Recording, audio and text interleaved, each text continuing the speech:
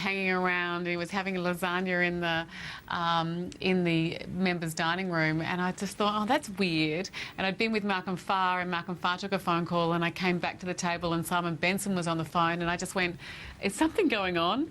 And of course, that's not particularly new, because we knew there was a small possibility, and a very small possibility, that the Labor Party would decide that Kevin Rudd was a liability, and they might move in the last couple of days of Parliament. Very remote, but when you see it unfolding, you go, okay, so they've decided to do something, and so everyone just fled the function. Well, Helen, everyone just walked out the door. Let me get you to put your hat on as editor of the Women's Weekly. This could be the night that we see Australia's first female Prime Minister emerge. What do you think the women of Australia, your readers, would think of Julia Gillard as Prime Minister? Could this be the factor, the X factor, that turns things around for Labor and actually secures them another election win? It's a really big call, and we're a little bit early in the process for that. But of course, I think Kevin Rudd's in trouble, and I don't think that's a surprise to anyone. And by changing to Julia Gillard, my thesis has been that Julia Gillard, as a female politician, she has a massive brand in terms of being a little bit above the fray, and she's worked that in terms of her loyalty and her consensus approach to Australian politics, and that it was going to be difficult for her to tear down a Prime Minister like Kevin Rudd, certainly in his first term. But yeah, I think it would be a historic moment for a first Australian female politician. I think for one of the rare moments in our history, we've decided that she's not about just being a female politician. She's there because she's a brilliant politician, and I saw her in Question Time today, and she's in a class of her own in terms of answering questions in Question Time. You may or may not disagree with her policies, but I think you're going to see a lot of criticism of those, and I think she's going to come under the hammer like she's never before. She's had a pretty much a honeymoon period, because she is such a quality person in the Parliament and a quality person on the policy issues. But as the editor-in-chief of Women's Weekly, it is an historic moment in Australian journalism, and it would be interesting to celebrate her success. Helen and David, I just want to interrupt if I can, and David, put to you a message that I've just received from a Labor source who tells me that Bill Shorten, we know that he's behind this push, but that the machinations behind this are essentially that he's rushing to make himself the kingmaker ahead of Simon Crean, who he, quote, detests. So there are a lot of these power brokers moving to position themselves at the moment, and that's the message that I'm getting from at least one Labor source this evening, that Shorten is doing this to be ahead of the game and be the kingmaker, as opposed to Crean. And I suppose you could throw in Mark Arbib into that as well. That's a really interesting comment there. We might reflect on that a bit, Peter, because really in the last week or so, it's been a lot of, there's speculation. People think, where's all this coming from? Simon Crean's name's popped up. Now, I haven't heard that he's been pushing anything in particular, but the comments that he did make a week or so ago about the need, that they really stuffed up. There should have been more consultation on the mining tax before it was announced. He was the first one to say that publicly, something they all agree with privately, but he said it publicly. He's a former leader, he's a serious guy, people listen to him, strong supporter of Julia Gillard. So a lot of people thought that's it was a sign. It was a sign. Now, Kieran's right, he and Bill Shorten aren't exactly best mates in the Victorian right. What do you think? Well, people are fighting over positioning themselves around a Gillard Prime Ministership, while Kevin Rudd's body isn't just still warm, but he's still the leader. Yeah. And he still has her support. Well, theoretically. And it's a remarkable situation in that respect. But I guess where I think a lot of this comes from is whether we're talking about Simon Crean, Bill Shorten, Mark Arbib, any of these guys, John Faulkner, who's meeting with the Prime Minister now, I think all of them, their first instinct was to try to make some of these remarks and hope that it changed Kevin Rudd's approach, that it made him more consultative, that it allowed him to open up and include cabinet and so forth. I think this is very much the nuclear option. They feel perhaps that he's still closed around his office. Senior Labor people I've spoken to have suggested that he hasn't changed in the last week or two, despite some of these pushings and accusations. So that could be an issue. Let's just go to Canberra for a tick. I'm just going to take a call here, Kieran, so I'll throw it back to you. Okay. Yeah, well, we've just had word that Anthony Albanese is out of Rudd's office. He's been in there as well. And that another Labor MP has confirmed that talks are underway in Rudd's office. We've known that for some time, though. Yeah, fascinating times at the moment. Kevin Rudd, earlier in the day, Ashley and I have been discussing, Helen, had said in his courtyard today that things are normal, anything but tonight. Well, yeah, I mean, I flew in this morning and came through the ministerial wing and looked at and he'd just given a press conference with Ramos Horta, and I just thought things had calmed down. Yeah. And I had a cup of coffee with Ben Fordham, who's filling in for Laurie Oakes at Channel 9, or was filling in for Laurie Oakes. Ben said Laurie Oakes had come back off leave. One of the first times, well, they didn't think he was going to come back from leave, but one of the first times for him not to. In fact, he had done, and he had this sense that there was going to be something happen. I sat in Aussies for most of the day. It seemed calm, and we had thought that if something was going to happen, that it might move at the caucus meeting on Tuesday, but then we learnt that there'd been actually no mention of leadership during that whole meeting. And that's completely true. And there does seem to be a sense that the New South Wales right had been reluctant to get involved this time round. They still are. And they still are. The whispers that we're getting tonight is that might be part of the problem, that everyone thought the New South Wales right were going to step up to it and get involved, and when they decided that they weren't. And you've got to remember the New South Wales right had gone through the horrendous role of tearing down Morris Yema as Premier, then Nathan Rees as Premier, and installing Christina Keneally. And I don't know that they quite have the enthusiasm for that personal fight that goes on. So, but either way, if this is to succeed, Gillard needs the New South Wales right to succeed. Without the likes, she's got the New South Wales right. They've always said that they would back a Gillard prime ministership when the time came. But what we need here is for Julia Gillard to say that they're going to do it. I'm going to do it. And we're hearing that it is the South Australian right and the Victorian right that are really leading the charge today. And your point might be right. I mean, the New South Wales right might have to actually say at some point, hey, by the way, we back you. But they're not comfortable doing that. And I do think the experience of tearing down Morris Yema is really legitimate here. But moving to that to one side, that's the key, is whether she says, I'm prepared to take the job. Now, at this point, given we're all talking about it, even if she says, I'm not, what does that do to the Kevin Rudd prime ministership? Well, it's hammered tonight. I mean, it's been damaged. It's damaged. Whether or not it's irreparably damaged, time will tell. But the point that Shorten has tried to preempt Crean, as one person has said to me, it has to be extended to Arbib as well. That if this eventuates, Shorten has become the kingmaker, and if it does succeed, it's got to be seen as a very, very shrewd, clever move. Well, I wouldn't underestimate the competition between Senator Arbib and Bill Shorten, but nevertheless, I wouldn't underestimate the New South Wales right. Just because they may not want to tear down a Prime Minister in this set of circumstances, that doesn't mean they're history, because they're a very powerful force in this country. But nevertheless, it's all in Julia Gillard's court right now. And I found the whole process very interesting, because I think, I'm going to be gender specific here and I'm going to put my Women's Weekly hat on for a second. I think if a male Deputy Prime Minister was in the job, they would have gone for it before now. I think her brand is very wedded to being a female politician and being a little bit above it. It suited her. The loyalty thing she's played very well.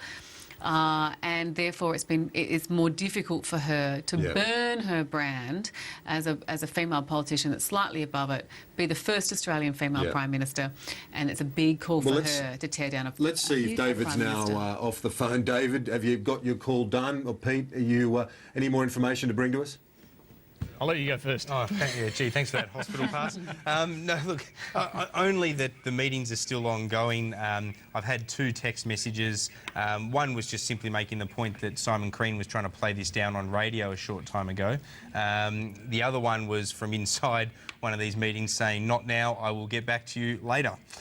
So this is still ongoing. I haven't really added much to that debate, I'm afraid. But I think that the ultimate issue here is that the way the Labor Party do this is they are going to stick together until they know what's going to happen. They're not like the Liberal Party when, David, I remember we were sitting here and we were getting text messages live with people resigning to try to put added pressure on Turnbull's leadership. That is not going to happen to Kevin Rudd. He's either going to stay with a united face at the end of this silence, or he's going to go with a united face to say that he needs to go, other than perhaps some rebel-rousers still around him. This is the difficulty in, for all of us trying to predict and explain what's going to happen tonight, how things are going to unfold. What happened with the Liberal Party, as you rightly point out, was an extraordinary night when you had frontbenchers resigning, deserting Malcolm Turnbull until he was 1,000 cuts tore him down.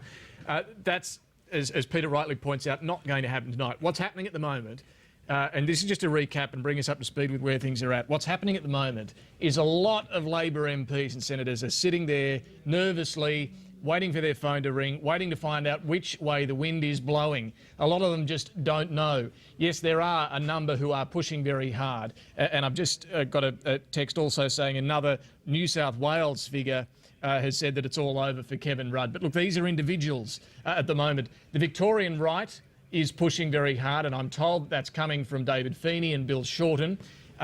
In South Australia as well, the right faction there, Don Farrell, the senator there, I'm told, is pushing this hard as well.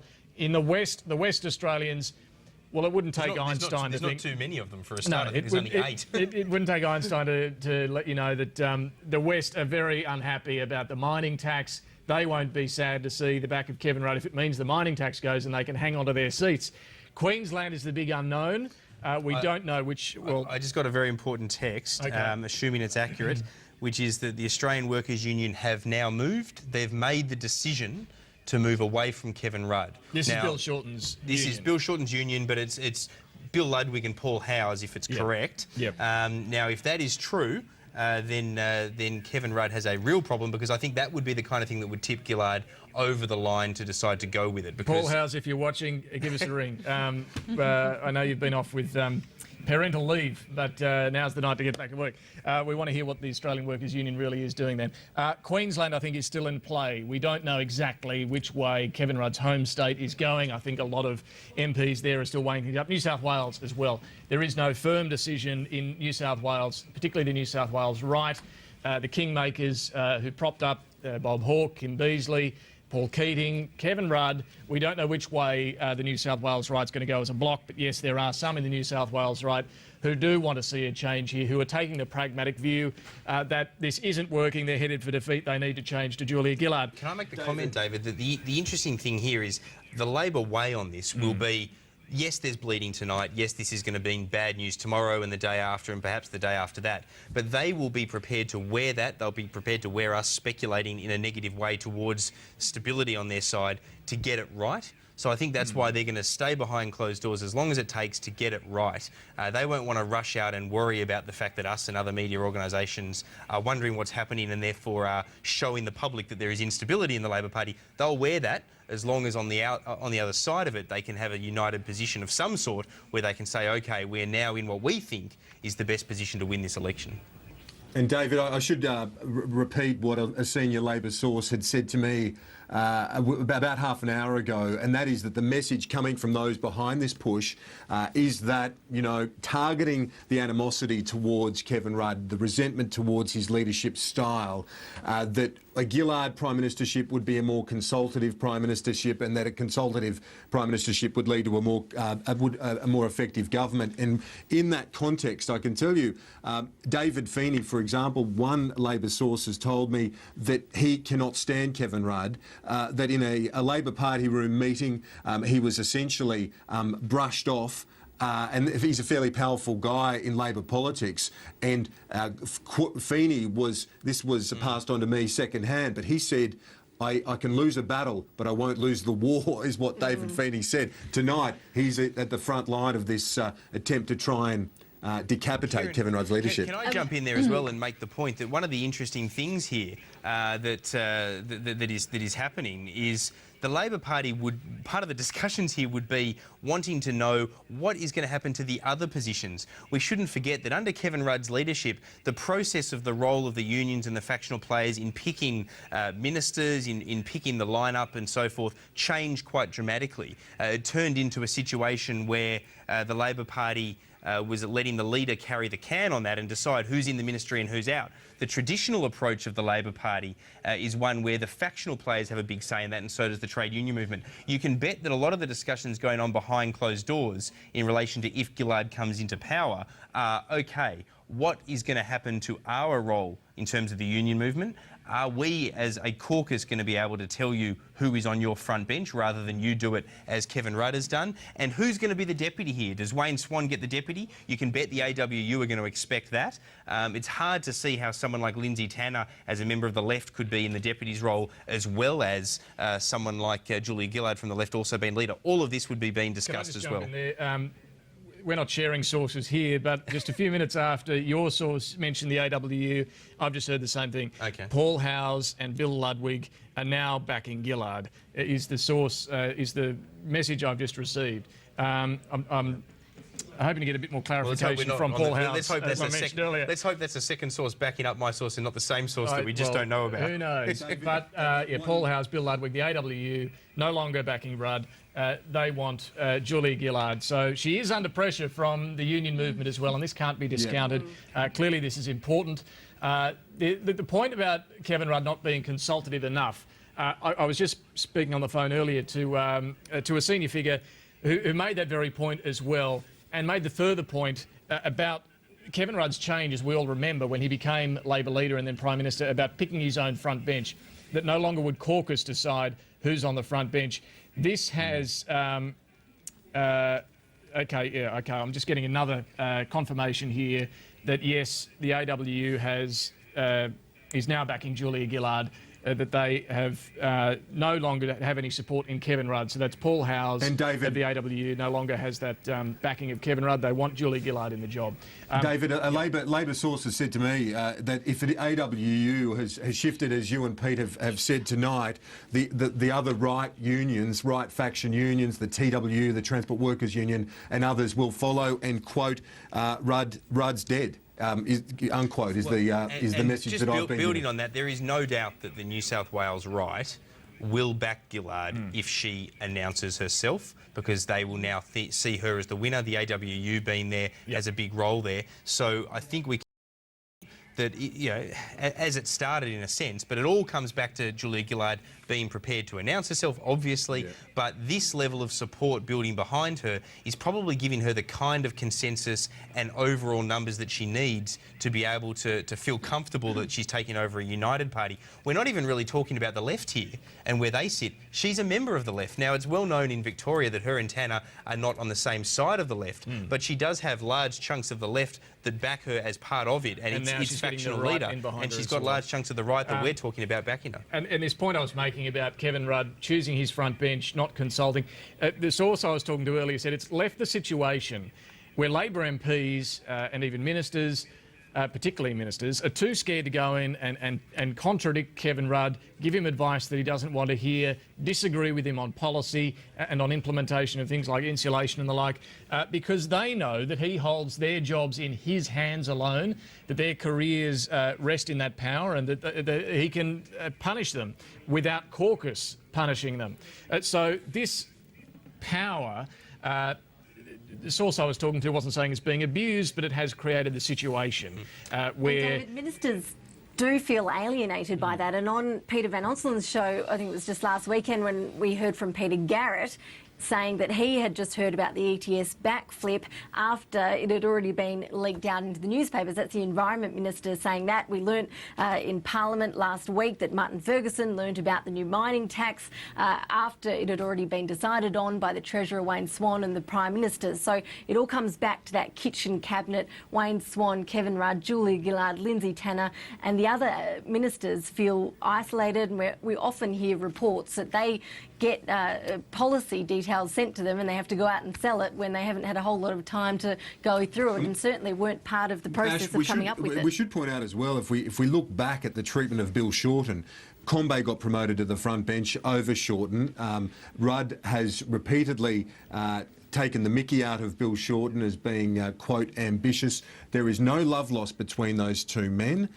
When it comes to Feeney as well, David Feeney, as I said earlier, the other thing that we should recall was when Kevin Rudd abused him, and that was reported by Steve Lewis in the News Limited papers at the time, swearing at him, using profanities at him, and that was relating to the printing allowance that Senator Feeney and others had sought to get some changes to. Rudd gave it to him, and so there's no love lost between the key architects of this push tonight and Kevin Rudd. Speaking of one of the key architects, we're hoping to talk to Paul Howes very shortly. Stay with us on Sky News.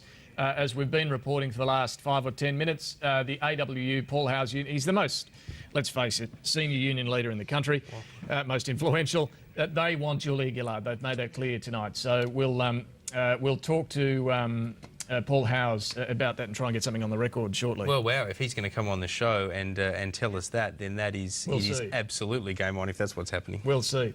All right, the unions are one thing. The Labor caucus, though, is another. And above all that, Julia Gillard is the key to all of this, and she has not yet said that she is willing to run against Kevin Rudd. Can I just say, I mean, in fairness to Julia Gillard, I don't think any of us should be surprised that we haven't seen her yet. She's hardly going to call a press conference and say, I'm still deciding whether I'm going to take Kevin Rudd out. But the longer this drags out, I mean, can we read into this? The longer this drags out... It's likely to happen. Clearly she is weighing this very seriously, talking about it in the Prime Minister's office. I'm going to say this. I think the only reason this is now dragging out is she's trying to get the size of the victory behind her, and she's deal-making about the rest of the team, the structure that's going to be in place. She's going to want to have power brokers being able to once again decide her front bench, because she's going to need those power brokers to maintain discipline at a point like this. The one big thing that Gillard will have on her side in terms of being able to maintain discipline if we do see a challenge and if she does win, or if Kevin Rudd steps aside, is that Kevin Rudd doesn't leave with a large factional backing. Far from it. He leaves as somebody who was always isolated but popular because of his opinion poll numbers. So other than whatever barbs he might personally throw if he is challenged, he won't have a team of people looking to undermine the new leader the way often happens when you lose a leader who also has a large chunk of support in a party room. Ashley and Kieran, Helen... I was just going to say, David, that point about discipline in the party, just looking at the stark differences we've seen between the Liberal spill last year and what we're seeing unfolding tonight. Of course, back then we saw a number of MPs come out and resign. They were speaking publicly, throwing their support behind whatever leader, but we haven't seen a single Labor MP or senator in the last few weeks say openly that they want Kevin Rudd to go and that Julia Gillard should take over. And when the former Queensland Labor Treasurer, Keith de Lacy, said that he thinks that would be a good idea, there was outrage among the Labor caucus. They all were so quick to disown him. They distanced themselves from him, saying that he wouldn't know what he was talking about.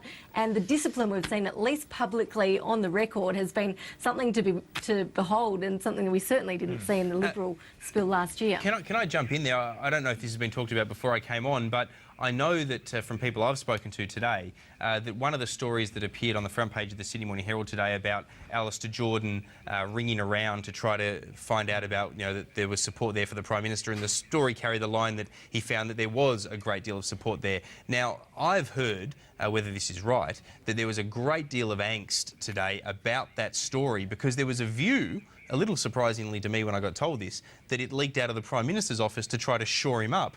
I have to confess, when I first read it, I assumed it must have leaked from one of the people that they tried to lobby that wasn't that impressed by being lobbied. But apparently a great deal of angst in Labor circles in Parliament this day has been based around that idea, whoever it may or may not have leaked it. Yeah, look, a lot of reaction to that one today, I agree. It was very interesting. I mean, not often you see that sort of story that the Prime Minister's Chief of Staff is ringing around to rally support for him. I was going to ask you guys in Canberra, though, what's happening in the Prime Minister's office at the moment? I heard that Anthony Albanese has left that meeting that was going on there, but is Julia Gillard still in the room there with Kevin Rudd? Well, that was the last piece of advice that we had, that she was in there with those. It's been a while. I want to just float this as an idea now. I've received a couple of messages from those with links to the union movement suggesting that if Gillard takes the leadership, it would have to be a swan deputy Prime Ministership for the numbers to all add up, left, right, and so on. So it's fascinating when you look at the personal relationship between Swan and Rudd.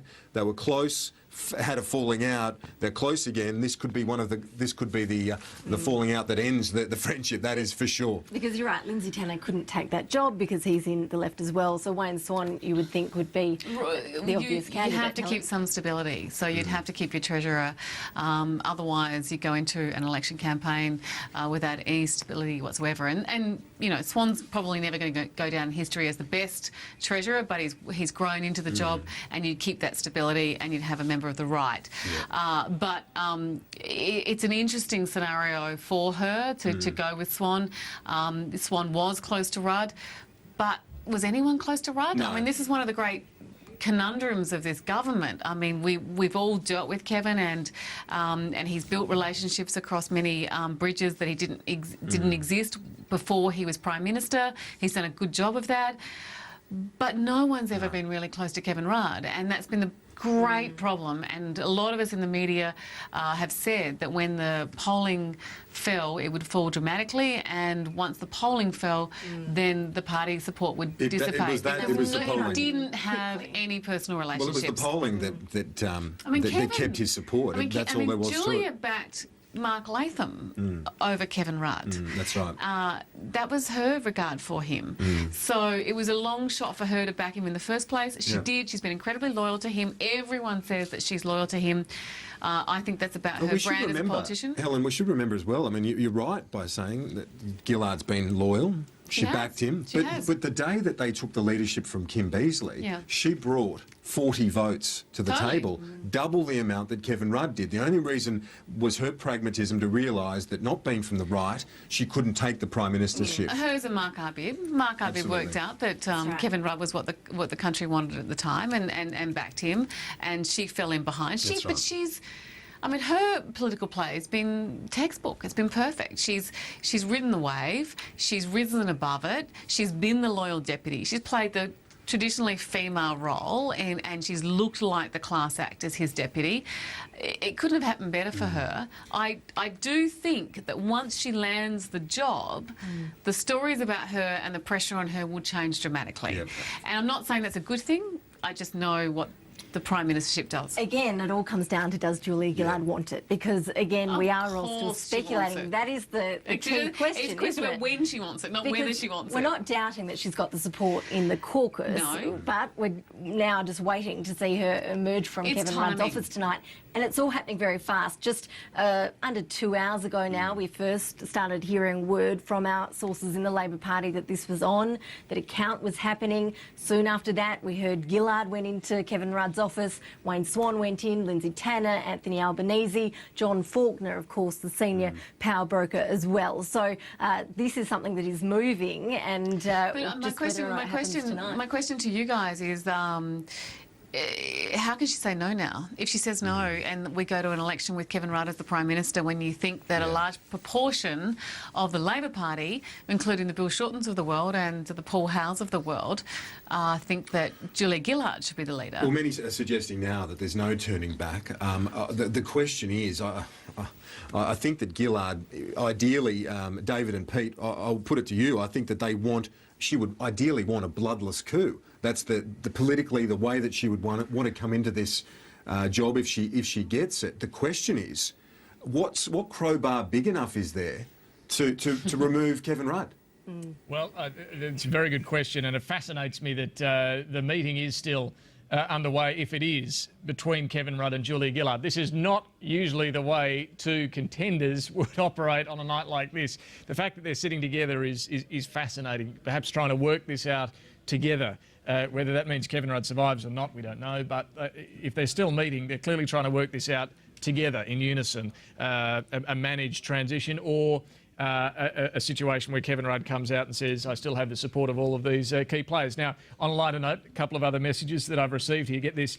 This is from the other side of politics. A text message has gone out to all Liberal MPs telling them, and I quote, totally shut up about the Labor leadership issue. Not surprising, Peter, but Liberals told to keep their mouths shut and not comment at all tonight. Also, a cheeky message that the mining industry has withdrawn support for Kevin Rudd. There you go. Right. Well, it's an interesting question. What happens with the mining industry and the mining tax? I mean, think who if knows? there is a change of leadership tonight, that's the catalyst. That's the point at which they do something on the mining tax. Now, they either scrap it all together and say, look, clearly this was a mistake, or they significantly water it down, make big changes.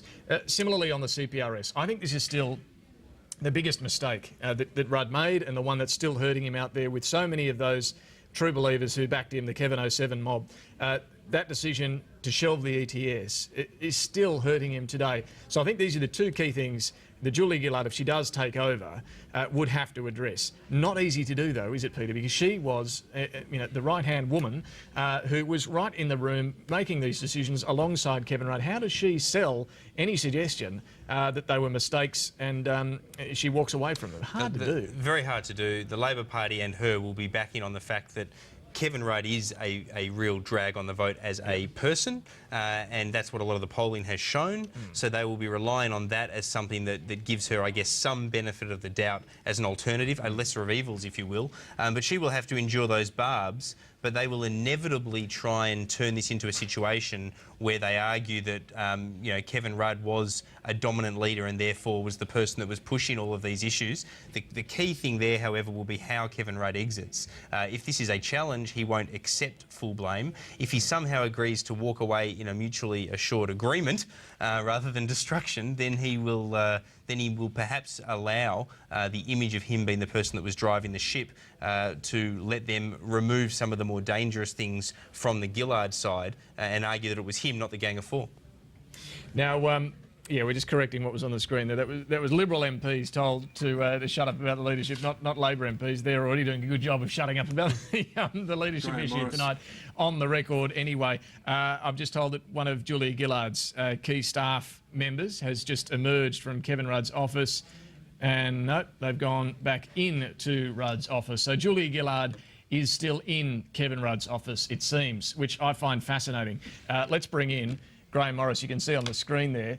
Graham, on the Liberal side, you've seen leadership changes, you've seen this stuff happen a lot, but the fact that Julia Gillard and Kevin Rudd are in his office together, what does that tell you? That they would like to make this nice and clean, that Julia Gillard has essentially in the past said she wouldn't challenge Kevin Rudd. I think she and the party, or she and the party strategy people, as distinct from the tacticians, are just sort of hoping that this will be all nice and clean. But it now can't be. We've got a most bizarre thing happening in Parliament House at the moment, where we've got Nick Sherry's 20th anniversary dinner, so the Labor ministers have big dinner and a lot of Labor people there. I'm in a Senate committee inquiry and insolvency. There are no Labor people there, just libs and nats. And then we've got journos holed up in the corridor, sort of being kept back by security people from the Prime Minister's office. But the big one is that all the print journalists are now going to bed with their first editions. So every front page in the morning is going to have Labor leadership turmoil, unless they can sort this out now, which is highly unlikely. So we've got to the stage now where the Labor Party sort of has to sort this out probably tomorrow before the Prime Minister gets on a plane and goes to the G20 meetings. OK, we've got Ashley Gillen. Ashley Gillen's here with some breaking news. If we could just get the camera to bring in Ashley. Ash, you've got some news. What can you tell us? Look, I can just tell you that there's a report that Laurie Oakes has just given us on the Nine Network. He says that this morning, Mark Arbib and Feeney went in to Julia Gillard's office and told her that they no longer support Kevin Rudd. When they got there, according to this report, apparently they found that she was absolutely livid about the story that was in Fairfax newspapers this morning that Kevin Rudd's Chief of Staff, Alastair Jordan, had been sent out to count the numbers. Now, Julia Gillard apparently was livid because she believed that that was a leak that had come from the Prime Minister's office. She apparently stressed that she had been very loyal and she was very angry that this sort of leak had come out of the Prime Minister's office. So that is an interesting take on it. We're hearing from Laurie Oakes tonight. Crucially, though, that Mark Arbib was one of them who went into Julia Gillard's office this morning to say that he no longer supported Kevin Rudd and was throwing his weight behind Julia Gillard. So our suggestions maybe that Bill Shorten is the kingmaker were a little premature, because that's certainly the message that we're getting, that Bill Shorten had tried to preempt at least Simon Crean when it comes to this, as positioning behind the scenes as well by getting this rolling. David, I want to ask you, before we bring Graham Morris back in, the suggestion to me is from a union figure, is that if the AWU goes, those right unions that go with it are the Trade Workers Union, the Health Services Union. The HSU National Secretary is Michael Williamson. He is the ALP National President. If all of those unions go, it's over. The TWU goes with Senator Steve Hutchins. Hutchins doesn't even speak to Kevin Rudd. They don't talk to each other. So there's no great deal of goodwill there. Yes, sorry, Kieran, just a few text messages rolling in. Look, I think that's right. If the unions, and particularly the AWU here, I mean, this is one of the key right faction unions, want Julia Gillard. This is the point being made very strongly tonight. That makes life very difficult, of course, and it does change the dynamics of this. Graham, at the moment, Labor MPs aren't going on the record to say they want Kevin Rudd gone and they want Julia Gillard in, but privately a lot of them are starting to say this now. Do you think, Graham, that Kevin Rudd can survive this at all tonight before he hops on that plane tomorrow for the G20? The answer is yes, he can survive, but a much diminished leader.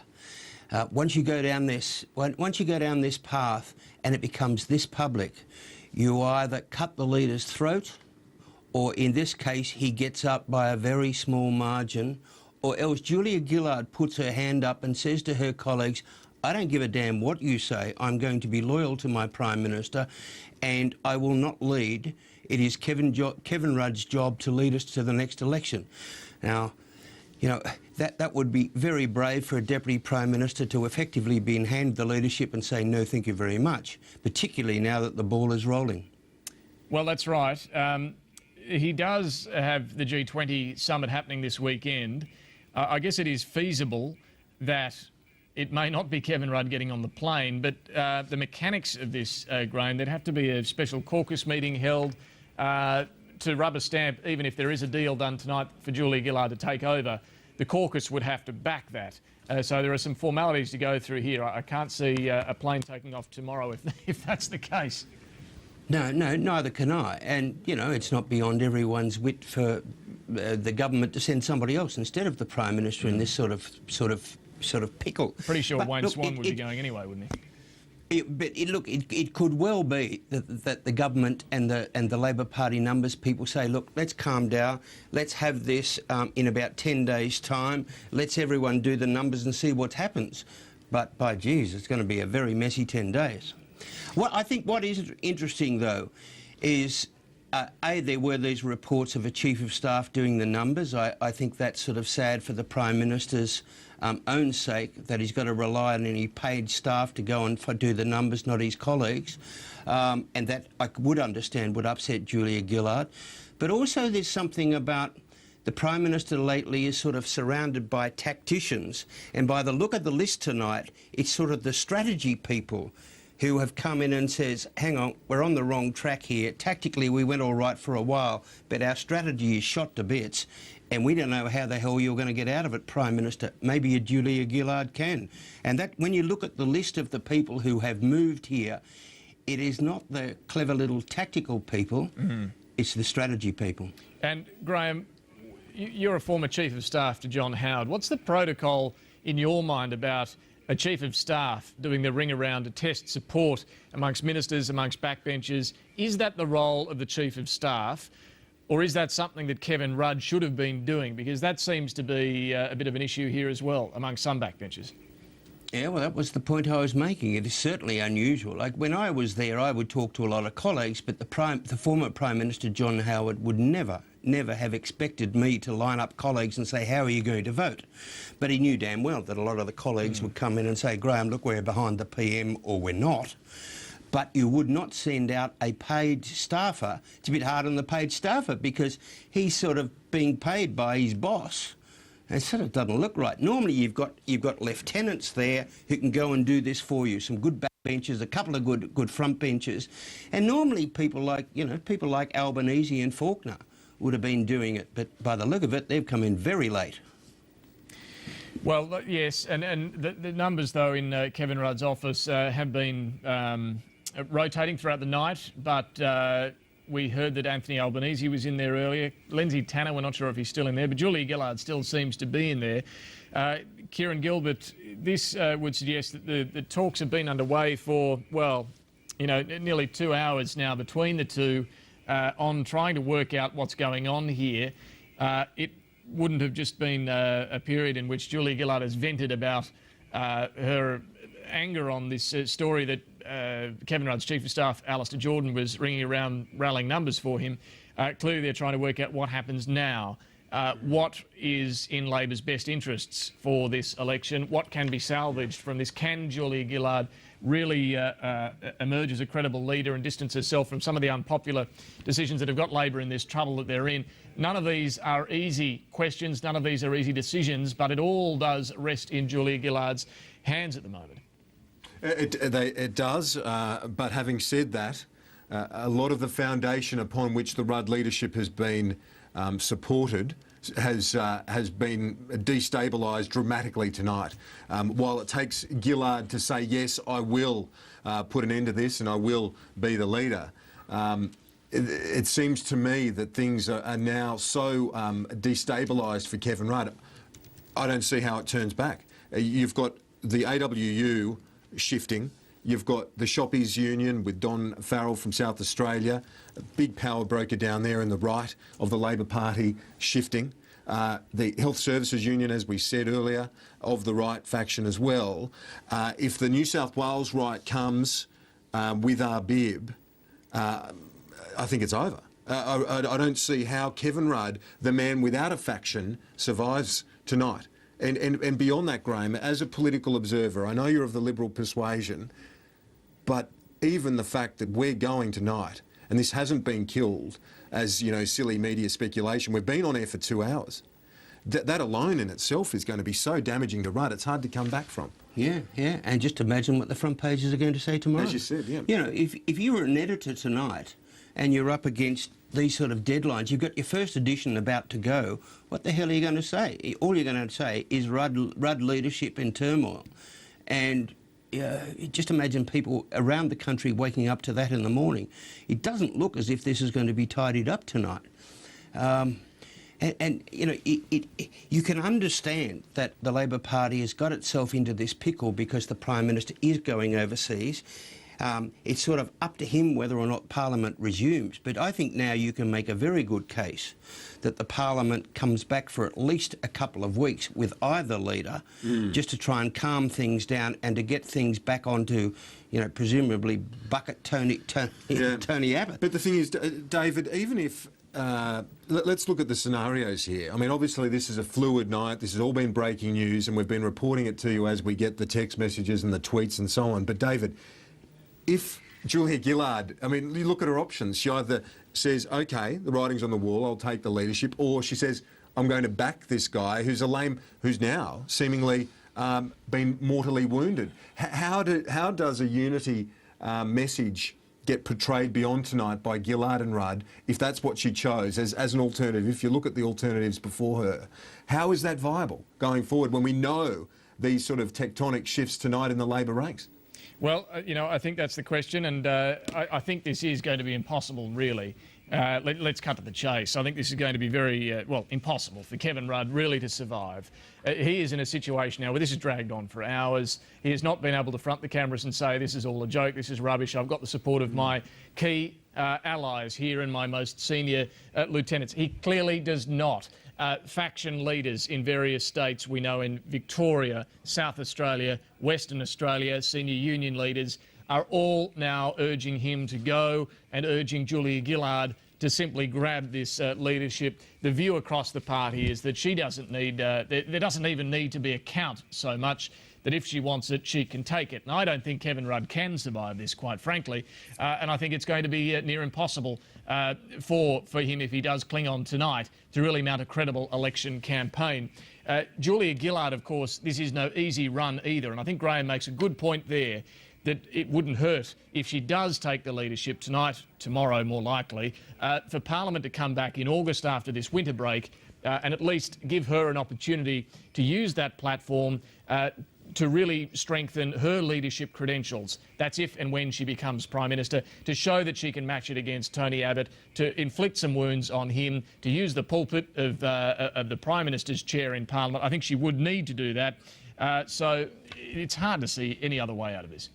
So it seems like Barack Obama cancelled on us twice. It looks like we're going to have to cancel on him for this bilateral meeting in Toronto over the next few days. Kevin Rudd was scheduled to have a bilateral with him. Graham, in responding to what David said about the timeline of things, and I suppose from a Liberal strategist perspective, is Gillard the tougher challenge? If you look at the polls over the last few days, it says that Gillard, at the Essential media poll on Monday of this week, said that 50% of those surveyed backed her over Abbott at 33 or 34%.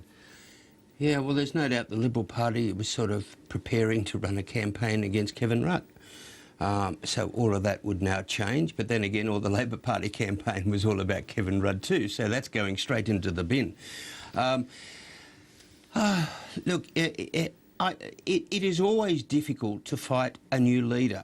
I suppose one that's a female leader would even be a little more awkward at the moment.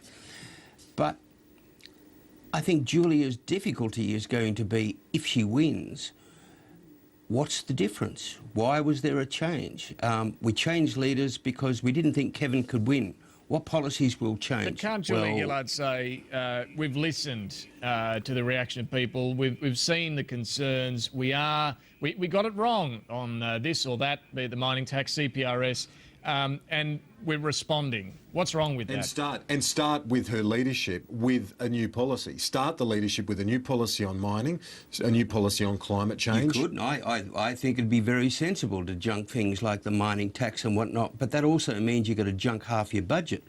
Yeah, the way the Prime Minister and Wayne Swan have sold this budget and this mining tax is that all the good news is linked to it, which was a bloody stupid thing to say in the first place, but that's how it's been sold. So she would have to unscramble that omelette.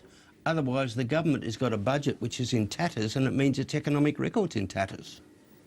Well, it certainly wouldn't be an easy task, no doubt about that, because she was so pivotal and has been so pivotal in this government, in the key decisions. And we know that, particularly on the ETS, she was one who argued for shelving the scheme until 2013, but it was Lindsay Tanner, reportedly, the only member of that gang of four who wanted to press the issue, press ahead with it and not put it on the shelf. So, you know, that is a problem there for Julia Gillard, no doubt about it. Graham, just getting back, though, to the question of are there any others? I think we've all tonight said no. It's only Julia Gillard who is a viable alternative here. Is that your view as well, or do you think? It is my view, although I do think that if the Labor Party is handing out gold medals this week, they ought to at least give a bronze one to Lindsay Tanner. You know, if you think of all the people who have been out there batting this week for the Prime Minister and the Prime Minister's leadership and the issues, it's Lindsay Tanner. Julia Gillard missing. Prime Minister, God knows what he was doing. Lindsay Tanner was the man who was out there trying to keep the leadership steady and keep the argument going. So he deserves at least a pat on the back and maybe deputy leadership. Someone with David, I've just received a text message from someone with links to the Labor right who tells me this is not from a member of the Labor right. I should put that caveat on this message, but with links to the New South Wales right, that they have moved and are now backing Gillard. Well, I don't have a 100% guarantee on that. As I say, it's not a member of the New South Wales right, but someone with links to the New South Wales right. If that is the case, well, there's no turning back, surely. Well, there are members of the New South Wales right who are certainly keen to see Kevin Rudd go, I can tell you that. I'm just hearing that Anthony Albanese and Wayne Swan left Kevin Rudd's office a short time ago. Anthony Albanese's just gone back into Kevin Rudd's office. It's a bit of musical chairs down there, it seems, at the moment. But the fact that Wayne Swan's left, Julia Gillard's still in there, Anthony Albanese's come out, gone back in. A lot of movement in the corridor of the ministerial wing in Parliament House. I just received keeping a close eye. I just received a text from a Labor strategist who said, send out an on-air message to any Labor MP who wants to come on now and express a show of support for Kevin Rudd. Open invitation. We've got a chair here, a chair down there in the camera studio. We can get you into any of our studios across the country.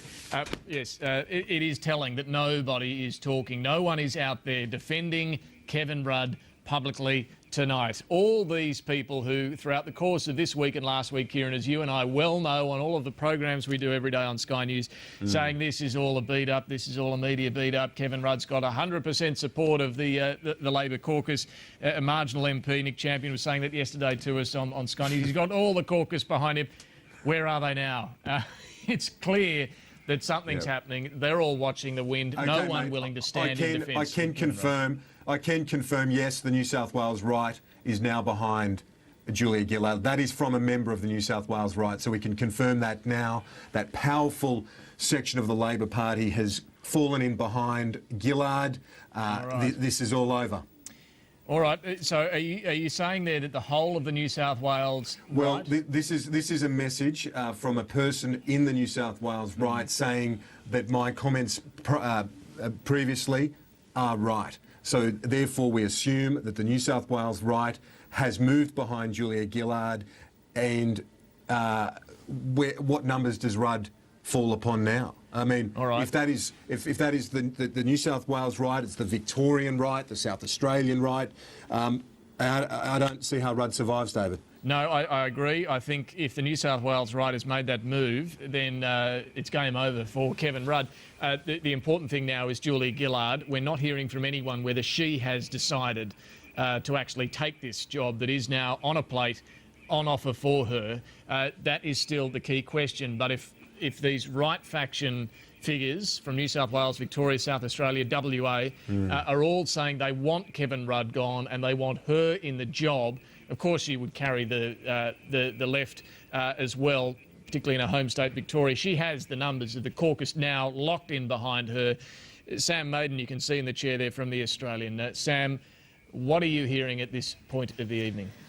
Well, I mean, I think the point to make at the moment is that it's a challenge without a challenger. Obviously, unless Julia Gillard says that she's running for this, that Kevin Rudd won't face a challenge. The issue now is that the genie is out of the bottle. It's such a mess. You know, I don't really see how they're going to recover from this and sort of happily go along with Kevin Rudd as their leader.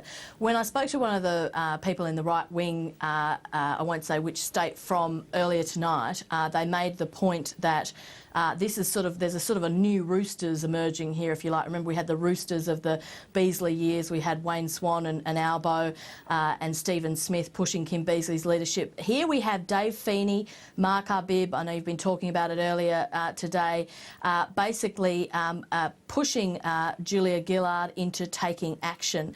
But these people were saying, you know, we don't tell Julia Gillard what to do. She's the Deputy Prime Minister. We've made it clear that the factions back her. Now it's up to her. But Sam, can Kevin Rudd really press on, kick on, go to an election after tonight when we know that the right faction really across the country, New South Wales, Victoria, South Australia, WA, want him gone? Can he really carry the torch for the Labor Party beyond tonight?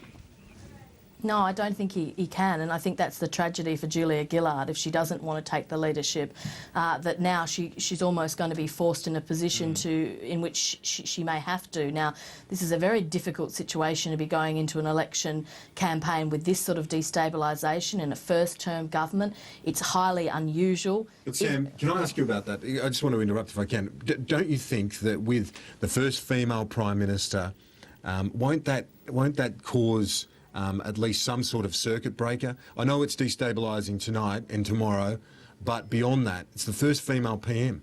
Well, look, that's what they might hope, but it's kind of candy floss, isn't it? I mean, at the end of the day, I don't think, as much as Australians might like to see a competent woman such as Julia Gillard in the job, you know, this isn't Days of Our Lives. You know, we're not looking for some sort of... It's about getting people to listen again. It's about having the circuit breaker, and they've stopped, well, according to a lot of the Labor strategists, stopped listening to Rudd. That's right. It might be a bit of candy floss, but it's going to be a circuit breaker of some sort. At the same time, it is an admission that there have been deep failings within the government to change the leader. It's very destabilising.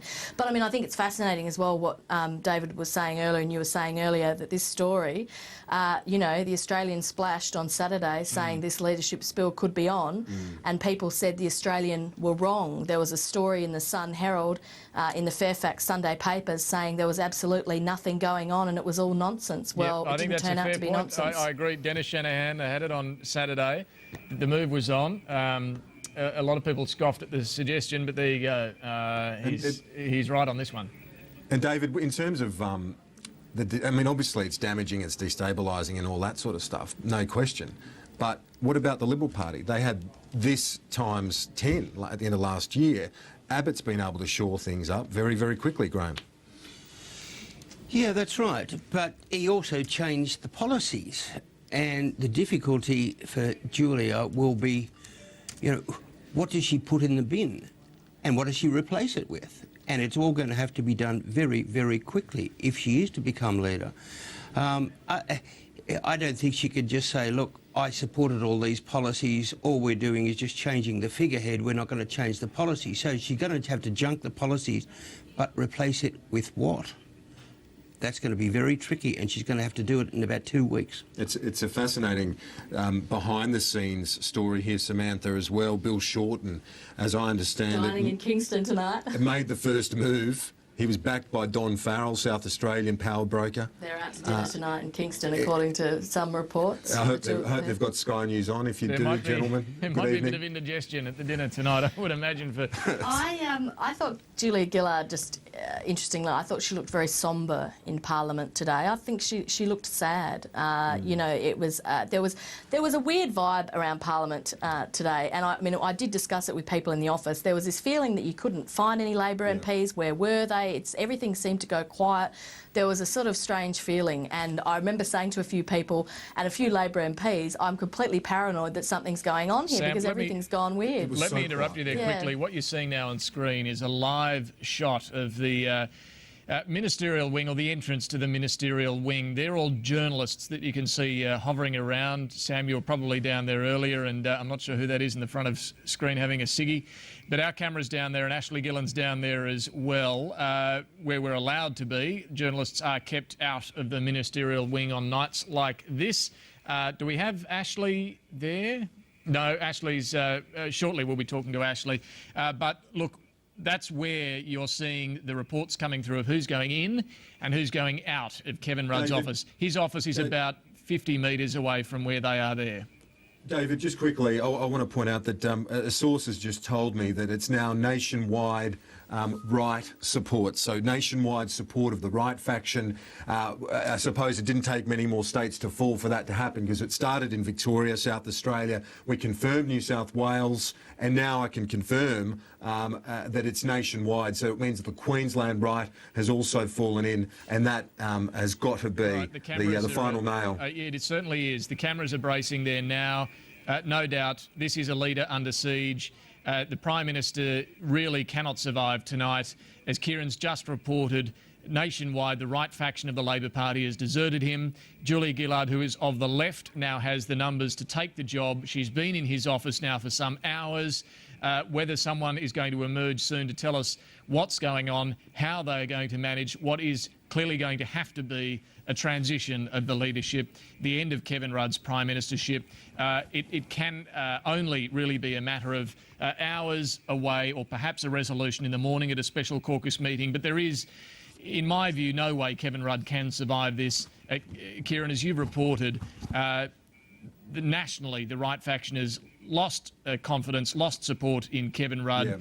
Yeah. It is impossible to see how he can survive this. Yeah, one MP said to me that essentially they fell in line, that the other elements of the right fell in line. The move was Shorten's, backed in the first instance by Farrell of South Australia. So they were the two that got this underway, and the rest fell in line. As we say, the right, New South Wales right, famous for so many years as the key power centre of the party, has moved, and importantly as well in Queensland, it's moved behind Gillard. It's a hell of a gamble, though, and I think that there will be, if there is a change of leadership, I think that there will be members, Labor MPs and members of the Labor Party who will be angry. This is one hell of a gamble to decide to destabilise the party in this sort of way. Up until relatively recently, it was a popular government. Would be unusual, if not, not unprecedented, but it would certainly be very unusual for a government to lose an election after a first term. If they do lose, the people that will be blamed largely for that loss are the people forcing a leadership change today. They are taking an enormous responsibility on in making this call. Well, yes, they have blood on their hands, but you could also argue the flip side, that they're the ones who are perhaps saving Labor's electoral chances, reading it pragmatically what the polls have been saying. I need to point out that the shot you're watching there is live shot on your screen. We're filming from outside. You can see the reflections of the window there. We're out in the courtyard filming with our camera there, because we're not allowed to broadcast live from inside. So the shot that you can see there is through the window into the exterior of the ministerial wing in Parliament House. Journalists working the phones, waiting for something to happen, keeping an eye on Kevin Rudd's door just down the corridor there, where there's been so much activity tonight. Ministers coming and going. Julia Gillard's been in there for the last couple of hours. Lindsay Tanner, John Faulkner, Anthony Albanese's been in and out, Wayne Swan as well. There's been a lot of traffic up and down that corridor. The talks are still underway as the numbers peel away from Kevin Rudd throughout the Labor Party. The right faction now deserting their leader. It is hard to see how he can possibly survive. David, it was just a little earlier in the evening. I was given a cryptic message by someone in the government that keep your phone on was essentially what they said to me. Made a few calls, including members of the front bench, and essentially they said maybe there's going to be a deal on the mining tax. Well, it's been a bit bigger than that, and there might well be a deal on the mining tax, but not the one many expected. No. Look, it's fascinating that not only Labor MPs but Labor figures aren't talking tonight. You'll notice that Graham's usual dance partner on Sky News Monday PM agenda, Bruce Hawker's not here with us tonight. Stephen Loosely, one of our other regulars each week here on Sky News. These guys are keeping their heads down as well too, waiting to see what happens, which way the wind blows, and what the outcome is of this coup plot tonight against Kevin Rudd. That was Simon Sheikh walking across the screen there from Get Up, the National Director of Get Up as well. He's been plugged in with a number of caucus members, he was telling me earlier tonight as well, keeping a read on what's happening here. This is one of those nights that you want to be there in Canberra, you want to be there keeping your finger on the pulse. There's Ashley Gillan, we'll talk to her shortly as well. The buzz in the corridors, I would imagine, is intense because you would think that it won't be long before we see a resolution to this. You know, it's fascinating when you look back at the Rudd Prime Ministership, and I know I don't want to talk about this, you know, in past tense just yet because it's yet to all unfold. We don't know what, as Samantha said at the outset, the key is Gillard. She hasn't done anything, although we're all assuming... We might not know about exactly, it. not publicly. We're assuming it's inevitable now. It has to be inevitable. But Rudd's Prime Ministership created despite a factional base, and if this does unfold as we're all expecting it to now, and that is him to leave the lodge, goodness, it's crumbled so quickly, this experiment of a Prime Minister without any factional support. Yeah, we often talked about Peter Costello and how he failed to build, a team around him in government. The interesting thing is from the Prime Ministership, Kevin Rudd has almost adopted a similar process. He's been, confident to the point some would say of arrogance, but he hasn't always tended to the flock. One thing that you can say is a signature of Julia Gillard, people may disagree with this in some cases, but her loyalty, some people argue that she was loyal to too long for Mark Latham and Simon Crean. She intervenes on the part of sometimes unpopular MPs such as Laurie Ferguson in his pre-selection. She sort of exemplifies the political, phrase, dancing with the one that brung you. She looks after her people, and I think that if she does decide to make a run, that's one of the reasons why she'll get over the line. But the other reason is just an absolutely brutal assessment that these Labor MPs think she can win and that they're worried that Kevin can't. Let's just bring in Ashley Gillan, who, I need to explain again, our camera's pointing from outside in the corridor. Ashley's inside, but she's on the phone with us and looking at us right now. We can see you, Ash. Paint us a picture of what's going on where you are. Yeah, look, just behind me you can probably see this gaggle of journalists here. There's probably around 20 or so, and they've been camped out here for the last couple of hours since we first had that breaking news that numbers are being counted. Now, just down the hallway here is Kevin Rudd's office. That's where Julia Gillard is at the moment. It's where she's been for about an hour and a half now. Now, we'd all love to be a fly on the wall and know what's going on inside there. Walking in and out of the main room has been Labor staffers running back and forward from the Prime Minister's office. Also, we've seen the Infrastructure Minister and Leader of the House, Anthony Albanese. The very senior John Faulkner has been in there as well. Lindsay Tanner, the Finance Minister, also Wayne Swan has been in there too. So, of course, Wayne Swan there, the only one from the right. We do know that Kevin Rudd is locked in there. I've been speaking with Labor staffers who are all holed up in this building in their own offices, and they're saying that the mood along the corridors upstairs here is one of eerie silence. Nobody seems to really know exactly what's going on. They're tweeting and texting and calling, and they really are at the same stage as we are. They're watching Sky News trying to find out what's going on inside that room. But I am hearing the same sort of things that you guys have been getting on text over the last couple of hours, and that is that the New South Wales right, I understand, would fall in behind Julia Gillard if she decides to throw her hat in the ring. But the real push here is coming from the right in Victoria, people like Bill Shorten and David Feeney, and also a real push also coming from the South Australian right. Yeah, just explaining the reason for the delay here, Ashley's talking to us on the phone, but we're looking at her from our camera outside because of the rules of not being able to broadcast live from where she is. Ashley, from what we understand, the terms of surrender, the terms of any handover, the terms of any transition is what's being nutted out right now in the Prime Minister's office because, as Kieran reported some 15 minutes ago, the national right has shifted from Kevin Rudd. They want Julia Gillard to run. Whether she wants to or not, this is something she's going to have to do. She's going to have to take the job. She's going to have to work out how to take the job, how to sell this to voters, and how to heal what will be a divided party.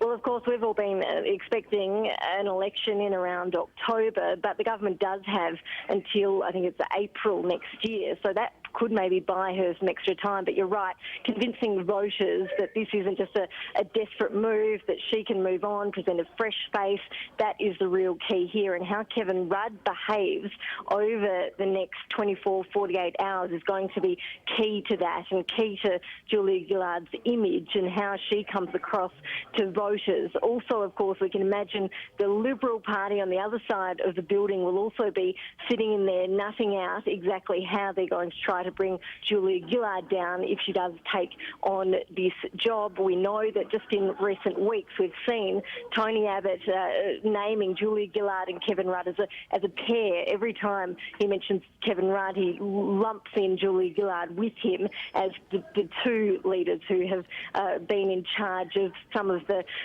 negatives that we've seen from this Labor government, things like the insulation scheme. Tony Abbott's been making a lot, of course, of the school building scheme, the stimulus spending and the wastage that we've seen in that program. And you can imagine that right now in the Liberal Party headquarters over the other side of the building, they'll be quickly trying to nut out exactly what plan of attack they can take to try to discredit Julia Gillard in this whole process. All right, look, Sam Maiden, let's just bring you back in here. I hear that Anthony Albanese has left the Prime Minister's office again. He's been in and out a bit, and a big smile for everyone saying, how are you going? So making light of what is a pretty traumatic evening for the Labor Party. The figures who've been in and out of there tonight, Sam, John Faulkner, we were talking about him earlier. He's been in there, we understand, for quite a bit of this evening. I was suggesting that I don't think he's going to be the one making calls, pushing one way or the other. He's there more as the honest broker, really, to make sure things are done properly. Is that the way you would see it? John Faulkner is an elder statesman of Labor who is universally respected by both sides of politics and universally respected by the factions within the Labor Party.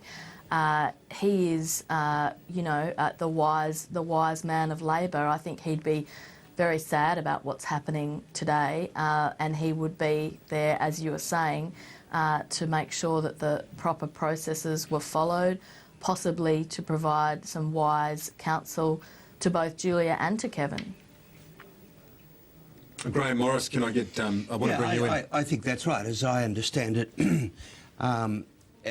Faulkner and Albanese would be there as sort of PM lieutenants, but capable of shifting if need be. They'd be there to say, look, how do we get out of this cleanly? And Ashley was talking before about fly on a wall in these sort of things. I've actually been a fly on these walls. And I think it is sort of sad, I think, if Kevin Rudd does not get a chance to talk to his colleagues and force a vote. At the moment, we're talking about 9 people have been in the room and could well decide the Prime Ministership of this country. Without Kevin Rudd being given a chance to defend himself, to talk to his colleagues and to make the case for leadership. Now, this has happened once before with John Howard, and it happened with Bill Hayden. In most other cases, the leaders have been given a chance, there's been a ballot, and people have got it out of their system, but afterwards they've moved on. This one, I think, if Kevin Rudd is rolled, he's quite entitled to be quite miffed that he never had a chance to convince his colleagues he could get out of this mess. So he's been ambushed, you're saying, in an unfair way tonight. Well, it is unfair. And strangely, David, this morning I was told by one of the key opposition staffers that people were going up backstairs to a couple of the main offices, not via the lips, but up backstairs, and I should keep an eye on what was happening today. I just thought it was crap. It was real. Yeah, well, that's how fast things move. I need to point out that the live shot we had downstairs from outside in the courtyard looking in to the minister, or not even to the ministerial wing, but the entrance to the ministerial wing, that's been shut down. Security at Parliament House have told our camera to go away, so we've done that. That's Well, interesting. I mean, given that it was outside in a nondescript courtyard, I don't know how it was a security threat. But trying anyway. to play by the rules, but It was a very, very good try, it David. was a good try, wasn't it? Look, We've got Simon Shake here, Dave, from Get Up. Okay, we'll keep our spies down there though, on anything that happens going in and out of the Prime Minister's office. Simon, we'll get to you in a minute. I know you've been working your caucus contacts as well now for some hours. We are in the shift here on Sky News of Paul Murray, who's with me on the desk here as well. So, Paul, what do you make of all that's been happening tonight? Well, I've got to say, David, the one bloke that is slightly more nervous than Kevin Rudd tonight is Barry Hall, the full forward of the Western Bulldogs. Julia Gillard said that she was more of a chance of taking that job than the Prime Minister's. Well, of course, we all know what's happening as we speak. The fascinating thing just watching the coverage of the past couple of hours has been the fact, as you have said, Julia Gillard is in a room right now with the Prime Minister. And from what I've been able to put together from a mixture of what you're saying here, a bunch of radio, Twitter and some people I'm knowing on the inside, it seemed that this was an incomplete challenge before 7 o'clock tonight, before Kieran first appeared here on Sky News, before the word started passing around. And literally, we have learnt about this pretty much at the same pace as everyone else. And I've got to say that while we are, of course, deeply invested in every movement between 7 o'clock and now and eventually what's still to come, there are plenty of people on Twitter who are very angry tonight, and these people sort of represent what I think will be an interesting slice of the pie that Graham was talking about tomorrow morning, that will wake up to a Prime Minister that they didn't vote for a Prime Minister that they didn't think they would get for a little while, and that in and of itself, to the great band of people in the middle who are not invested in every single bit of the play-by-play, it'll be interesting to see how they react to all of that. Yeah, but... True, some people will be upset and say, look, we didn't vote for Julia Gillard, but you know there's a lot of people out there who don't like Kevin Rudd at the moment, who are in the position where, and Labor voters I'm talking about here, who are really upset with Kevin Rudd and what he's done on a few things, can't vote for Tony Abbott. They're crying out for Julia Gillard to do this. This will win back some votes. Oh, absolutely. And don't forget, I mean, you know, a big part of the attractiveness of Julia Gillard is, I mean, she has essentially been debating Tony Abbott on breakfast television for the best part of a year. I mean, the head-to-head is there to go and have a look if you want to go and have a look at some of the tapes. I mean, also very interesting about her too is that she has to move on from the things that are so difficult for the government, which includes, of course, I mean, you talked about it before, going towards emissions trading because it was seen as such a massive backflip. But in the very same way that she's been out there arguing along with everyone else on Kevin Rudd's behalf in favour of the mining tax, if she turns around and dumps it tomorrow, does she not become a version of Christina Keneally in New South Wales? Does she not become simply like a Las Vegas casino and a new front on the same operation? That's a question that needs to be dealt with. And look, difference there is you've got a 12, 15-year-old government, aging government with a litany of problems in New South Wales. Here we're in the first term. Well, yeah, absolutely. And do you think Kevin Rudd's using his inside voice right now, or do you think that he's very similar to a flight he had a couple of years ago? Look, Julia Gillard's still in with Kevin Rudd. She's not actually measuring up the floor space and trying out the comfy chairs and you know, working out which desk she's going to use. She's still in. We're not at that point where the transition has happened. We need to point out she has not made any public or private signal that she wants the job, that she is going to take the job. But the numbers have peeled away from Kevin Rudd over the last 2 hours. To the point where, as Kieran's been reporting for the last half hour or so, the entire national right have now shifted and want Julia Gillard in the job. Simon Shake is on set there in Canberra. He's the national director of the online activist group Get Up. Simon, your caucus contacts, what have you been picking up tonight? Well, it only has begun just a few hours ago. I've been in meetings with the various politicians from the Labor caucus all day, and it wasn't until very late this afternoon that leadership was even raised. And so it appears that this wasn't something that was well spoken about beyond the few hours. I agree with the comment that we're all finding out about this at the same pace, I assume at the same pace as the caucus are. But I think the key thing that's happened in the last few hours is that the unions have now become involved, and in particular, the entire national right, as you've already been reporting, has now come in behind. As I understand it, the numbers are now no longer being counted. They're there. They're waiting for Julia Gillard to come out of that meeting with Kevin Rudd. What do you think, Simon, would be the impact of the leadership change at this point for Labor, for their vote, for their election chances? I think it depends entirely on the next week or so of a Julia Gillard leadership. You would imagine that in her mind she would have a plan for how she would tackle the issue of climate change, which is of course the issue that has been such a big part in getting us to this point. But also on the mining tax, clearly there is demand for something to happen on that issue out there. The difficulty I think for her is she can't do that while also destroying the budget bottom line, because of course if she were to do things like scrapping the mining tax, well, that would I'm sure raise questions for the Conservatives out there. So look, I really think it's hard to say at this point. However, I'm sure there would be a honeymoon period. I'm sure the Get Up members, for example, would be waiting to see the substance of what would happen. Simon and David, can I just make an interjection here? And you know, we've all been saying that this is all broken over the last 3 or so hours, and we're all learning it.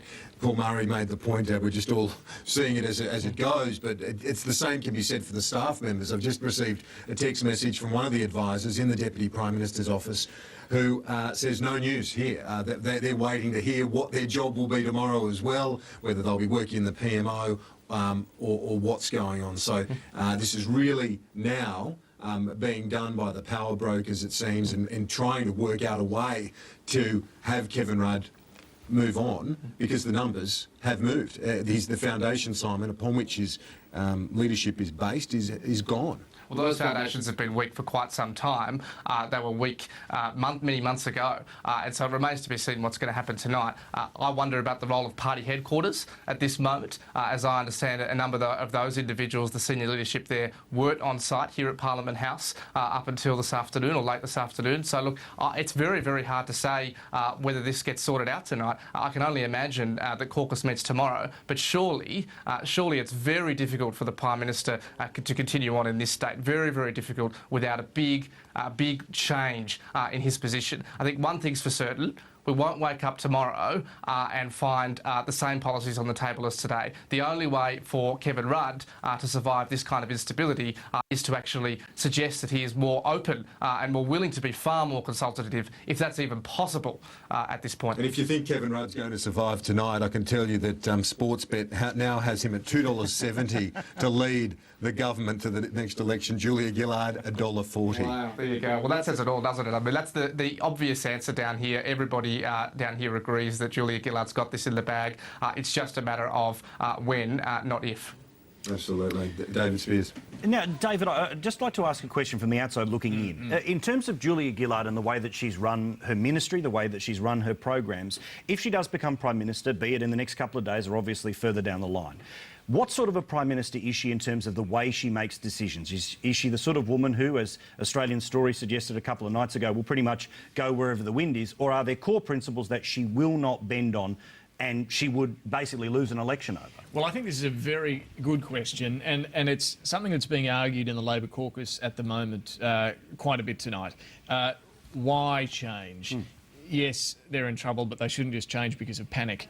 They want a change, those who are pushing it, because of this issue of consultation, that Kevin Rudd's been the one-man band, that Julia Gillard, the argument goes, would consult more. There's no talk yet, but I think there's some desire to return to the system of caucus choosing the front bench, not just the leader, because this has created a situation. Kevin Rudd was the first to do this. Created a situation where ministers are too scared to tell him what he doesn't want to hear for fear that they'll lose their jobs, be demoted, whatever. So there's an expectation that Julia Gillard would bring back consultation. That's one thing. You raise a good point, though, about are there core principles? Does Julia Gillard, what does she believe in? We know she's of the left.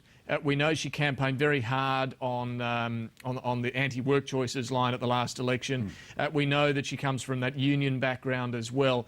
But she's also been a very pragmatic figure as Deputy Prime Minister as well. She's been willing to go along with things like the much tougher line on asylum seekers that we've seen this government adopt, in particular, you know, the suspension of processing claims of Afghans and Sri Lankans. You know, when I think back to when Julia Gillard really earned her stripes in the Labor caucus, it was when she was Shadow Minister for Immigration, and she took up the job at a very difficult time when the Tampa was a hot issue. The Howard government was Labor was torn apart over this. She took the job. She managed to bring something together, but it was a very compassionate approach. She's gone along with a much tougher line on asylum seekers and on industrial relations too. She's gone along with a position that many unions aren't comfortable with at all. So you can't say she's a bleeding heart left-winger. No. She's a pragmatic politician, not perhaps... I would say as pragmatic as Kevin Rudd has been as Prime Minister and willing to walk away from some core Labor principles on the ETS, for example, and on asylum seekers. But she's gone along with all of this. And that's the problem, is that as Tony Abbott and the Liberals, who of course are following that text message to the very letter, which is shut up, don't say anything right now, there's plenty of tape turning around of Julia Gillard backing all of the positions which ultimately have done Kevin Rudd in. That is their political advantage. But before we get to there, we have to see a change, and there's plenty happening on that tonight. Let's go back to Ashley Gilland. She is now outside the ministerial wing. Ashley got shifted out there, I know. What's happening downstairs? Look, we have moved location, security shunted us out, so we're now out here in the Senate courtyard, but I can see through the window behind the camera here that there is still this pack of journalists watching every movement in and out of Kevin Rudd's office. From what we know down here, Julia Gillard is still in the office, in and out tonight. We've seen Wayne Swan, Lindsay Tanner, Anthony Albanese, John Faulkner. So there is a big pack there, but there hasn't been a whole lot of movement over the last couple of hours. So this is a meeting that is continuing into the night. Joining me down here is the Sydney Morning Herald's political editor, Peter Hartcher. Now, Peter, you wrote that story this morning in Fairfax Papers that we've heard might have sparked off this whole thing today about Alistair Jordan, Kevin Rudd's Chief of Staff, counting numbers. Are you surprised at how quickly this has all taken off tonight? Yes, it is remarkable how quickly things have moved. That revelation seems to have given some disaffected members of the government enough of a spark of anger to whip up some... And this is the culmination. And that spark of anger is saying that's from Julia Gillard. We have heard reports tonight that she was furious at the suggestion that that was a leak that came out of the Prime Minister's office. Implicit in the fact that the Prime Minister attesting support in the caucus was that the Prime Minister did not fully trust Julia Gillard's avowals of loyalty. So that fired up anger among quite a number of Julia Gillard's supporters. So do you believe Kevin Rudd is gone? Well, the dynamic of the destructiveness that's been unleashed today is forcing that outcome. We went into, the government went into this meeting tonight with a Prime Minister who didn't want to leave and a Deputy who didn't want the job. But the sheer dynamic of the destructiveness, the revelation of the fact that Rudd has lost the confidence of perhaps, or certainly a plurality and perhaps a majority of the caucus, is forcing the outcome that whatever happens at this meeting and whoever remains with the title of Prime Minister, this is now Julia Gillard's government. So Julia Gillard, you don't think, has been working behind the scenes, gunning for this at all? She didn't want this job until after the election?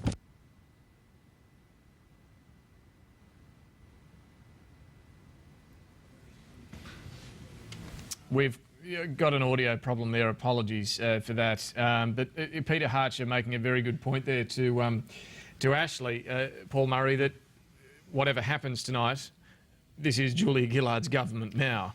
And I think that's spot on. Yeah, oh, look, I mean, it seems to be exactly where it's going, which brings you to the question here. How is this dragging on for so long now? I mean, Kevin Rudd would be realising that right now, the people around him.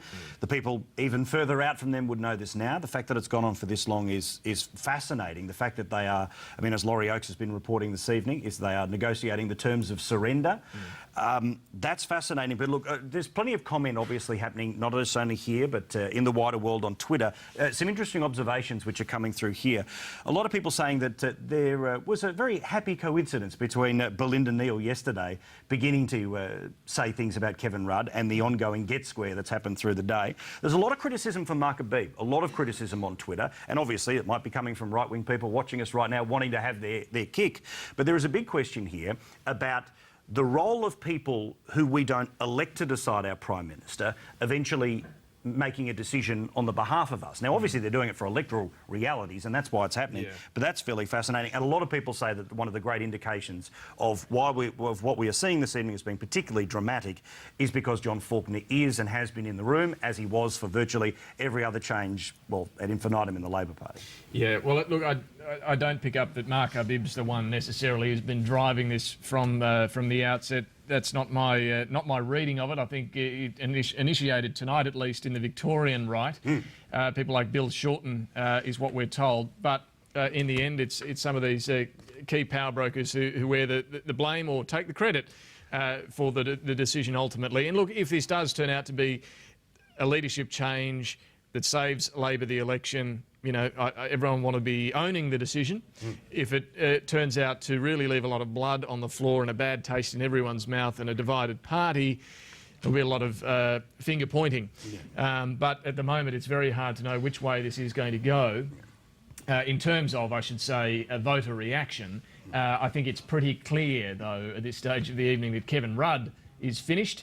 They haven't emerged from the Prime Minister's office, and that's the most telling thing of all. In our Canberra bureau with us is, there we go, Kieran Gilbert, Graham Morris, the former Chief of Staff to John Howard, and Simon Sheikh, who's the National Director of GetUp. The fact that there's still no movement there in the Prime Minister's office, although Anthony Albanese's apparently just gone back in and had another crack at journalists saying, what are you all doing here? Well, Anthony Albanese, David. In that context, this is a whisper that I've just received that the hard left is still with Rudd. So they're proving hard to budge, i.e. Anthony Albanese. Simon, apparently there's a few breakaways, but the hard left don't want Gillard in the job. And this is the sort of animosity within the Labor factions that Gillard is of the left as well. Yeah, Gillard is of the left, but she's been backed in by the right. And so you can only imagine that the kinds of next steps that will be determined, well, the people who will be influential in that will be the hard right that made this happen or that are making this happen. People like Don Farrell have been influential for quite some time, but you would imagine would have more influence under a Gillard government than under a Rudd government. Albanese is someone who actually wants the government to do more on the issues like climate change, as an example, and so it's very interesting to see what happens from here. It's interesting. And you know, we're talking about why is it taking so long? You know, apart from the fact of how does Kevin Rudd walk away and how does Julia Gillard come in with grace, what happens to the deputy leadership? And I think there are some people who would say, well, you know, maybe Albanese, somebody from the right, from New South Wales, you probably couldn't give it to Lindsay Tanner as another Victorian and a left-winger. What do you do with Wayne Swan as Treasurer? He is the architect of much of this stuff that's got them into this pickle. Does Wayne Swan stay? And also, what happens to the Prime Minister himself? What happens to his seat? Does he walk away from Griffith? Does he stay? Does he get the job, say, as the Foreign Affairs Minister, which would make eminent sense to me if he is to go? And the other thing, David, I think in all of this that your viewers watching ought to just think a moment about is that there are a hell of a lot of staff at the moment who are thinking tomorrow they're going to wake up, they've got mortgages, they've got babies, and they might not have a job. And all of the Prime Minister's staff are in awful trouble here, and so will some of the other staff further down the chain if there's a reshuffle and they lose their jobs. And people forget that this is not just a political game. There are real people helping these politicians who are going to lose their family's income. In terms of the numbers and the likely players in any future mixed Gillard front bench, Albanese has never wanted Gillard in the top job apparently, and same with Lindsay Tanner. So where do they end up in all of this? As you say, different options available. I think common sense would say that Wayne Swan would remain, that he is of the opposite faction. He is from Queensland and he is the Treasurer. It would provide some sense of consistency. They've done all right through this the global downturn, but Albanese and Gillard, there's a lot of personal tensions and factional tensions at play here. Albanese has never wanted Gillard to get to the top. We're seeing apparently that faction holding out tonight, and it's a matter of getting them across the line, David. Yeah, I think, look, basically it has to be Wayne Swan as deputy. If Julia Gillard becomes leader, need stability in Treasury. You need a right faction in the deputy. If you've got Julia Gillard in the leadership, it's not going to be Lindsay Tanner or Anthony Albanese. It has to be Wayne Swan, let's face it. And we'll get to some of the market reaction of what's going on with Janine Perrott in a tick. But Steve Lewis from News Limited is with Ashley Gillen outside the ministerial wing. Ash. Thanks, David. Yes, of course, the News Limited's national political correspondent is here with me. Steve Lewis, you've been in that gaggle of journalists standing watching eagerly to see who goes in and out of Kevin Rudd's office. Who do you believe is in there now, and what's your understanding of what's going on? Well, I think my understanding of what's going on is that Kevin Rudd is finished as Prime Minister. I think the internal Labor Party polling has been catastrophic. I think that accords with the published opinion polls, and it also accords with our own assessment based on going out and talking to voters in New South Wales that Kevin Rudd is really toxic, and the Labor Party has formed that view. The Australian Workers' Union has formed that view, and I think Kevin Rudd is basically finished as Prime Minister. How do you think Kevin Rudd will be taking that? Will he ease the way for Julia Gillard, or do you think he won't go down without a fight? Yeah, I'm not sure. That's going to be fascinating to see how that plays out, Ashley. This is extraordinary for a Labor Prime Minister in his first term to be told that he no longer has the support of key players in his party room, in the Labor movement. The Australian Workers' Union have now moved against him. The right faction has moved against him, it appears, almost unanimously. And this is sort of quite unprecedented. I wasn't around when Paul Keating toppled Bob Hawke, but it didn't happen this way. This has really taken people by surprise. People are absolutely stunned at the way that it's happened. So I don't think anybody quite knows how things will play out. It's going to take hours, perhaps days, for this to be resolved. And it's a stunning downfall to think that Kevin Rudd was equal as the most popular Prime Minister this country has ever had with Bob Hawke, and now 6 months after the Liberal leadership spill, which we thought was really going to cause havoc for the Liberals at this election, it's looking more and more likely as though, this is a real contest at the next election. Well, absolutely. I mean, in February, March this year, Kevin Rudd had the option of going early. He had the Liberal Party essentially on the ropes. He was still very, very popular, but he balked. He didn't buy it. He decided to bide his time because he believed that he could beat Tony Abbott, and it looks like it was a gamble that did not pay off for Kevin Rudd. It's extraordinary. I mean, if you think of Kevin 07, he was extremely popular as Prime Minister, and you've got to say that if, as appears now likely, that he is toppled as Prime Minister, you say, where did it all go wrong? It's been a quite extraordinary story for a Labor Prime Minister to be elected 2007 and to be toppled before he even gets a chance to go back to the people. I mean, it is quite extraordinary. And we've been speculating tonight as to who would take on that deputy position. Wayne Swan is pretty much the only member of the right that's been in the Prime Minister's office tonight. Would you see him as a clear choice? Well, look, Queensland is absolutely pivotal to the next election. It's where Labor picked up a number of seats at the last election. It cannot afford to lose 6 or 8 seats, as is now being speculated. So it's important they have a very strong Queensland team. For that reason, you would have to think that Wayne Swan, a Queenslander, would be favourite to take over as deputy. But you couldn't discount someone perhaps from New South Wales, someone like a Tony Blair. Okay, sorry. Guys, I've got to break the news to you. There will be a challenge tomorrow morning. I can confirm that to you. There will be a challenge of the leadership tomorrow morning. I've just had that confirmed from someone in the government. All of this talk and the number movements tonight, the numbers being crunched, has resulted in the challenge being done tomorrow. It seems, David, that Julia Gillard has got the numbers to get across the line and become the first Prime Minister, female Prime Minister. But Kevin Rudd is not going, it seems, without a fight. There will be a challenge tomorrow morning, the final parliamentary sitting day before the long winter break.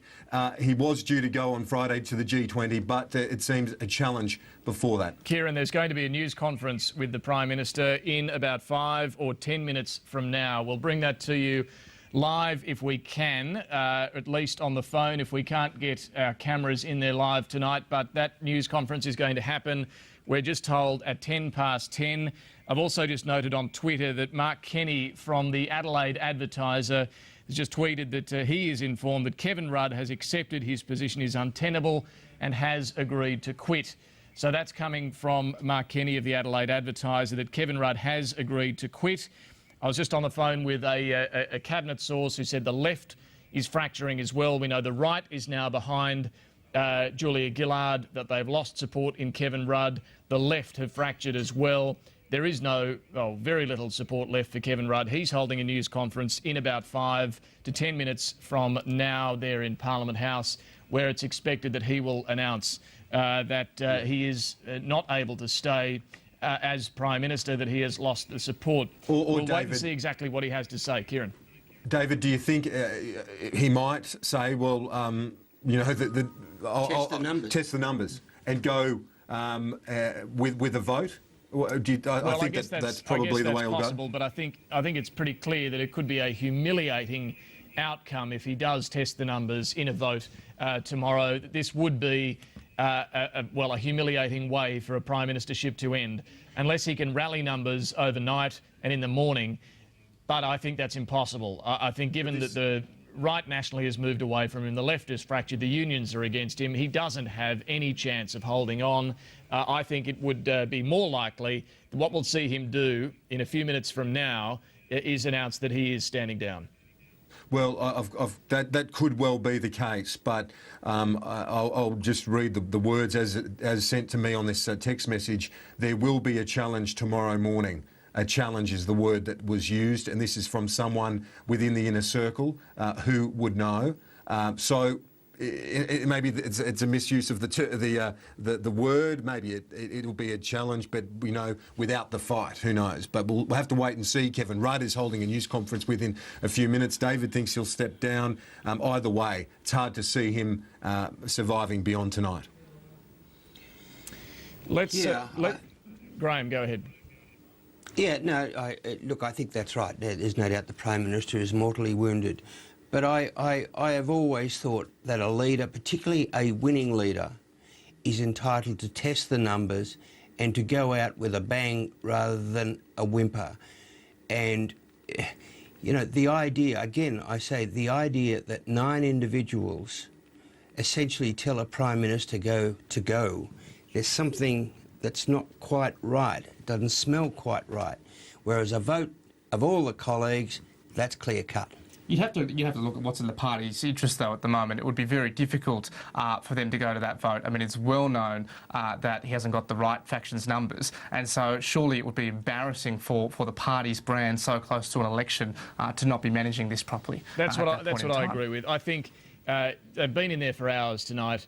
If they haven't been able to manage a transition, this is going to be a debacle for Labor. You're going to have a massive split. You're going to be asking MPs to back one leader or another this close to an election. It is such a bad look. I think if these guys and men and women can achieve anything as political leaders, it's to manage in the best interests of the party a transition that avoids that blood on the floor, that avoids that damaging split this close to an election. I just think it would be staggering if they can't work this out and will really turn voters off. But look, we'll see just what the Prime Minister has to say shortly. Ashley Gillan is on the phone there in the...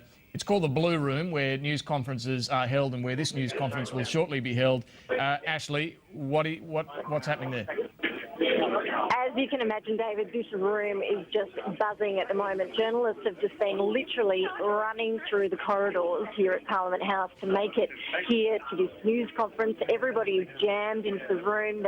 All the seats have been filled. It's ironic to think that the last time we were all in this room, it was for a news conference with John Faulkner, the Defence Minister, a bit earlier today, announcing changes about Australia's contribution in Afghanistan, and Kieran Gilbert asked him in that news conference whether or not John Faulkner would be tapping Kevin Rudd on the shoulder before the election. He gave a defiant no. Stephen Smith, the Foreign Minister, was with him, and he laughed it off as well and said no way. So it's ironic that just hours later, here we all are cramped in the Blue Room again.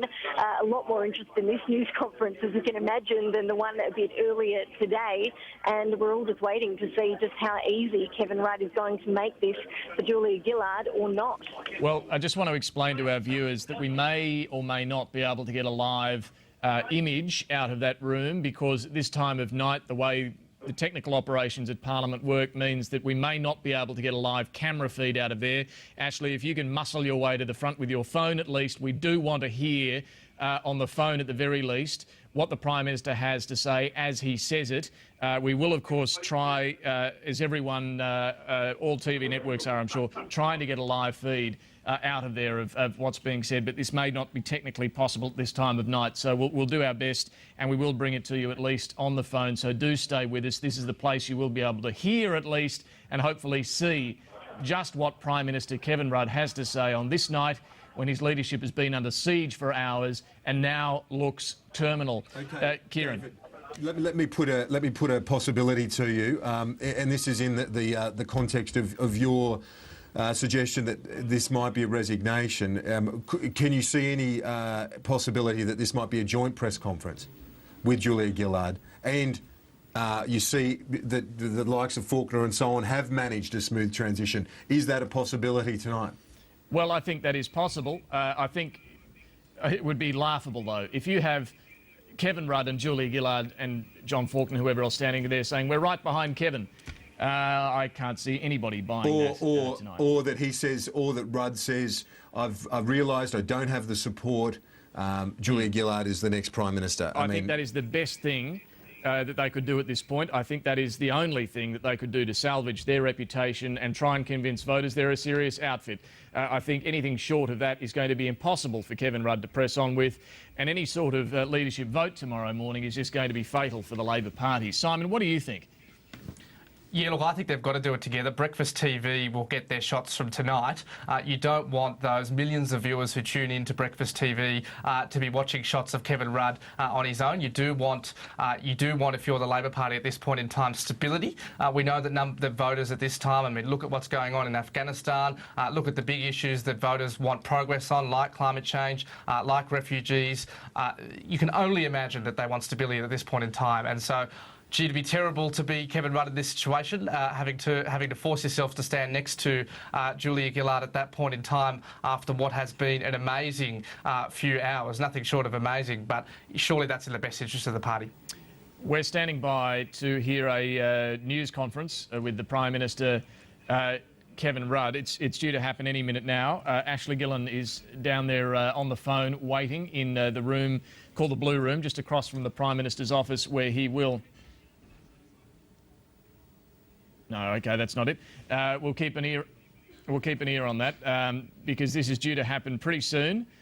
We don't know who's going to front the cameras there. We don't know whether it will just be the Prime Minister. We don't know whether he will also have Julia Gillard with him as well, or others.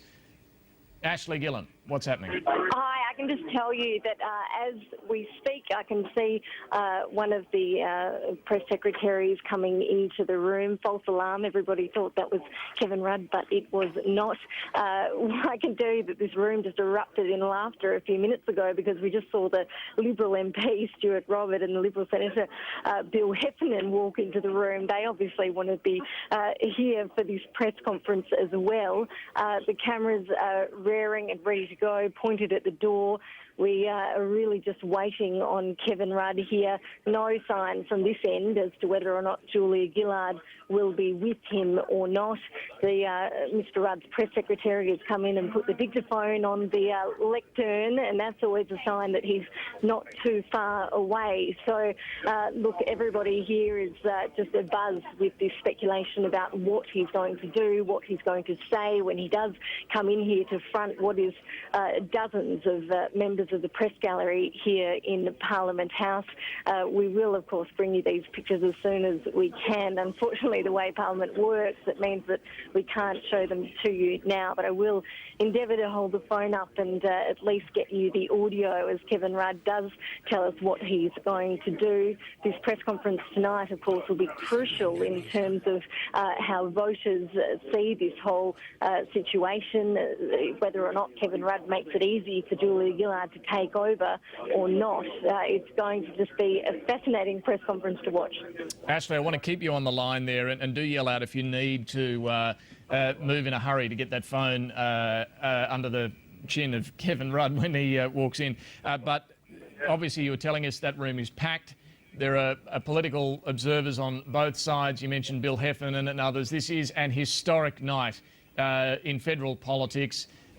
For a Prime Minister to be torn down in their first term, if that is what happens tonight, is truly historic. This is an extraordinary turn of events for a leader who was so popular just 8 months ago, really one of the most popular Prime Ministers in Australian history, and now to be in a situation when where his leadership is not just on the line, but in many views terminal. Really is an extraordinary situation. It is quite a night there in Canberra. Well, yes, and this is a Prime Minister who was the most popular we've had. He was equaling popularity ratings with Bob Hawke. He really was in the stratosphere in terms of approval ratings and preferred PM ratings. A lot of that in the early part of his term could probably be put down to a lack of a strong opposition. All that changed when Tony Abbott took over as opposition leader in December last year. David, if we had predicted that in just 6 months' time we would be sitting here talking about the downfall of Kevin Rudd so soon after we'd gone through the whole downfall of Malcolm Turnbull and what all that meant, we just would have thought that that was just, fantasy land, that would never happen. The fact that it's happened so quickly, it's amazing that Labor MPs and senators over the last couple of weeks, there's been report after report, of course, of that this is happening, that leadership tensions are underway. But in public anyway, Labor MPs and senators have been very disciplined. Nobody has come out and called publicly for Kevin Rudd to go. And when former Labor politicians, people like the former Queensland Labor Treasurer, for example, came out and said that publicly, well, he was really rubbished by current Labor MPs and senators who said that he didn't know what he was talking about. Even today, we've seen senior ministers come out and back Kevin Rudd, saying this is the man who will take us to the election. But there was a story in the Fairfax Press this morning suggesting that Kevin Rudd's Chief of Staff had been counting numbers. That's something that Kevin Rudd himself at a news conference just hours ago today laughed off as speculation. We know, though, from reports tonight that story in the Fairfax Press this morning really made Julia Gillard angry. She had been very loyal to Kevin Rudd, but she thought that this story this morning was a leak that had come out of the Prime Minister's office, and she was furious about that. And it seems like that's sort of what sparked off all of this tonight. We learned that this was all happening about 3 hours ago now. Then we learned that numbers were being counted, that it was on. Then, of course, our sources told us that the National Right had moved behind Kevin Rudd. Kevin Rudd's been locked away in his office with Julia Gillard and other ministers in and out. People like Wayne Swan, Lindsay Tanner, John Faulkner. They've been in and out of Kevin Rudd's office over the past 3 hours. What they've all been discussing, well, we're about to find out when Kevin Rudd does eventually arrive here to front this news conference. It really is a startling turnaround for this Prime Minister.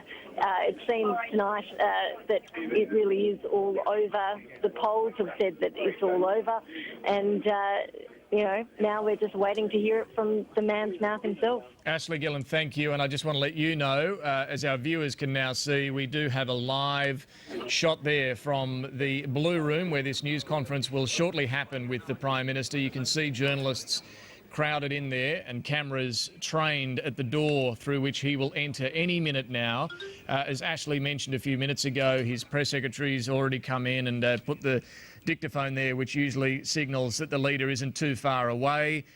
This is quite a night in Canberra, and you can see journalists pensive there as they really wait to see what will happen. The general view now is that Kevin Rudd's gone, that he can't survive this. The question remains, though, will he tough it out in a leadership vote tomorrow morning? Will he announce tonight that he is standing down and making way for Julia Gillard, as some reports have suggested, including, as I mentioned earlier, Mark Kenny of the Adelaide Advertiser suggesting he has decided to do that? Or David, will he emerge with Julia Gillard and somehow suggest that, no, everything's okay? I would expect that Kevin Rudd is going to announce that he's heard the numbers, heard the verdict of the party room, that the view from the power brokers is that he should make way, and he's agreed to do so. Either way, though, this is a very tough call, and you don't want to live with regrets forever. Kieran Gilbert's watching this as well. Kieran? David, I've just had a message from a senior advisor within Labor ranks who says essentially there is very strong support from the left and the right for Wayne Swan to remain deputy, to remain in the Treasury role and to assume the deputy prime ministership. They're not claiming it just yet, but the senior advisor within government ranks tells me they understand there is very strong support from the left and the right for Wayne Swan to become the deputy prime minister and to retain the Treasury role. So just a little bit of information there before we hear this historic news conference. It's historic in so many ways tonight, isn't it? The fact that this will most likely result in the first female Prime Minister this country has seen. Absolutely, no question about it. I don't think it's any great surprise, too, that view is coming through from the left and right that Wayne Swan has to be deputy. The state balance, the factional balance, it all points to if Julia Gillard's leader, you need Wayne Swan there as deputy. He's from the right, he's from Queensland. You need stability in the Treasury role. All the boxes are ticked. Can we just have a listen to that room that we're looking at now? It's called the Blue Room, where this news conference will take place. I just want to get a sense of... Ashley Gillen's in the room as well. Ashley, tell us what the mood there is. Do journalists have a good idea of what's going to happen, or is there a great deal of uncertainty about... No, we've just lost Ashley. Apologies. David, can I give you a little bit of... I'll give you a little bit of colour just while we're waiting for the Prime Minister to arrive. Bill Shorten, I've just had a text message from someone down just a few minutes down the road. Bill Shorten, of course, for those that are just tuning in, he was the union figure who's been credited with taking the lead in this leadership coup. He is at a Kingston restaurant working 2 mobile phones overtime tonight. So I've just had a text message from a spy down in Kingston, Bill Shorten, using 2 phones. One's not doing enough at the moment. I heard earlier it was a Vietnamese restaurant too, by the way. So there you go. But look, on a night like this, Labor... OK, what have we got here? All right, that's just more movement. It won't be too far away here. On a night like this, Labor MPs, it has been fascinating. Here's Kevin Rudd. Let's have a listen to what he has to say. Hi, folks. Earlier this evening, Julia Gillard came to see me and has requested a ballot for the leadership of the Labor Party. As a result of that request, I will be writing to the Secretary of the Caucus to convene a special meeting of the caucus at 9 o'clock in the morning. It's important, I believe, in the interest of the party and the government for these matters to be resolved as a matter of urgency. I was elected by the people of Australia as Prime Minister of Australia. I was elected to do a job. I intend to continue doing that job. I intend to continue doing it to the absolute best of my ability. Part of that job has been to steer this country through the worst economic crisis the world has seen in 75 years. I believe the government has acquitted itself well to that task. Part of the reason the government was elected was to deliver fundamental reforms in the health and hospital system. I believe the government has acquitted itself well to that task as well. Part of what the government was elected to do was also to deliver fairer outcome for pensioners in Australia. And I believe we've done that well by increasing the pension to the extent that we have. These are important reforms. Infrastructure, education, health, hospitals, closing the gap with Indigenous Australians. Also, the apology to the First Australians. As Prime Minister of the country, I'm proud of each and every one of these achievements. There is much more to be done, and we intend to get on with the job of doing it. It's become apparent to me in the course of the last period of time, the last several weeks, that a number of factional leaders within the Labor Party no longer support my leadership. That is why it is imperative that this matter be resolved. I, therefore, will be contesting the leadership of the party and, therefore, the government tomorrow at that ballot. I think it's important for stability for the government and the party this occur. As I said before, it's far better these things are done quickly rather than being strung out over a period of time. I'd say one or two other things as well.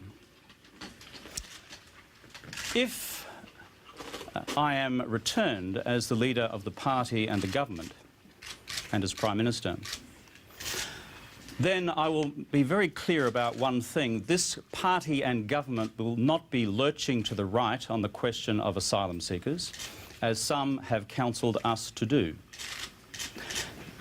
Also, on the question of climate change, we'll be moving to a timetable on emissions trading which is of the government's decision, contrary to the views of some, in terms of when that best occurs. These are important reforms for the future. There is much work still to be done. Right now, obviously, we're in the midst of a debate on the future of the taxation system. This is a hard debate which has been waged in previous times as well. Tax reform is never easy. A lot of paint's been taken off the government on the way through. It's also been difficult for previous governments engaged in the business of hard reform. We don't resile from that challenge. However, this obviously has created some challenges and tensions within our party. And I mentioned before, having lost the support of certain factional leaders. Therefore, it's time to get on with the business of resolving this as quickly as possible. There's a national interest at stake. I conclude with where I began. I was elected by the people of Australia to do a job.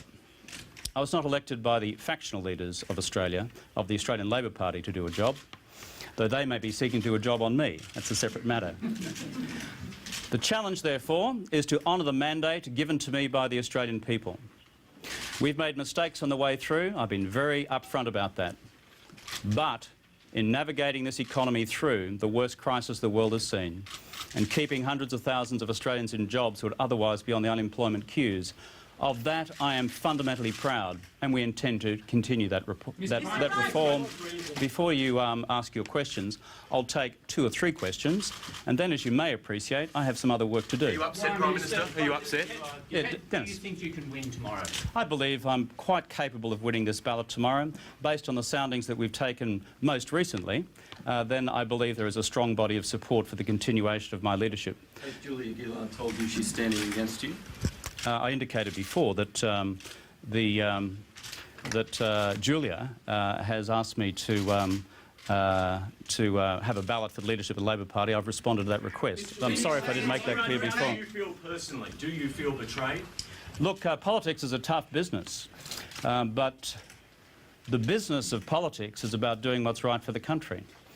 I can say in full and honest conscience that I have taken every decision I have taken so far as Prime Minister in the nation's interest. A lot of those decisions were hard and rough on the way through, but I've appreciated the strong support of my colleagues on the way through as well. They have been a fantastic team. But we've gone into some heavy weather of late, and a few people have become, shall I say, a little squeamish at that.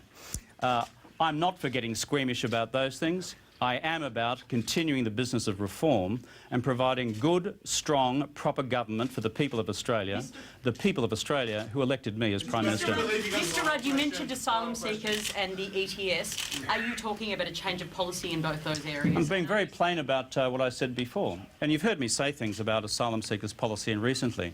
I believe it is absolutely wrong for this country and absolutely wrong in terms of the values which we hold dear to get engaged in some sort of a race to the right in this country on the question of asylum seekers. I don't think that's the right thing to do.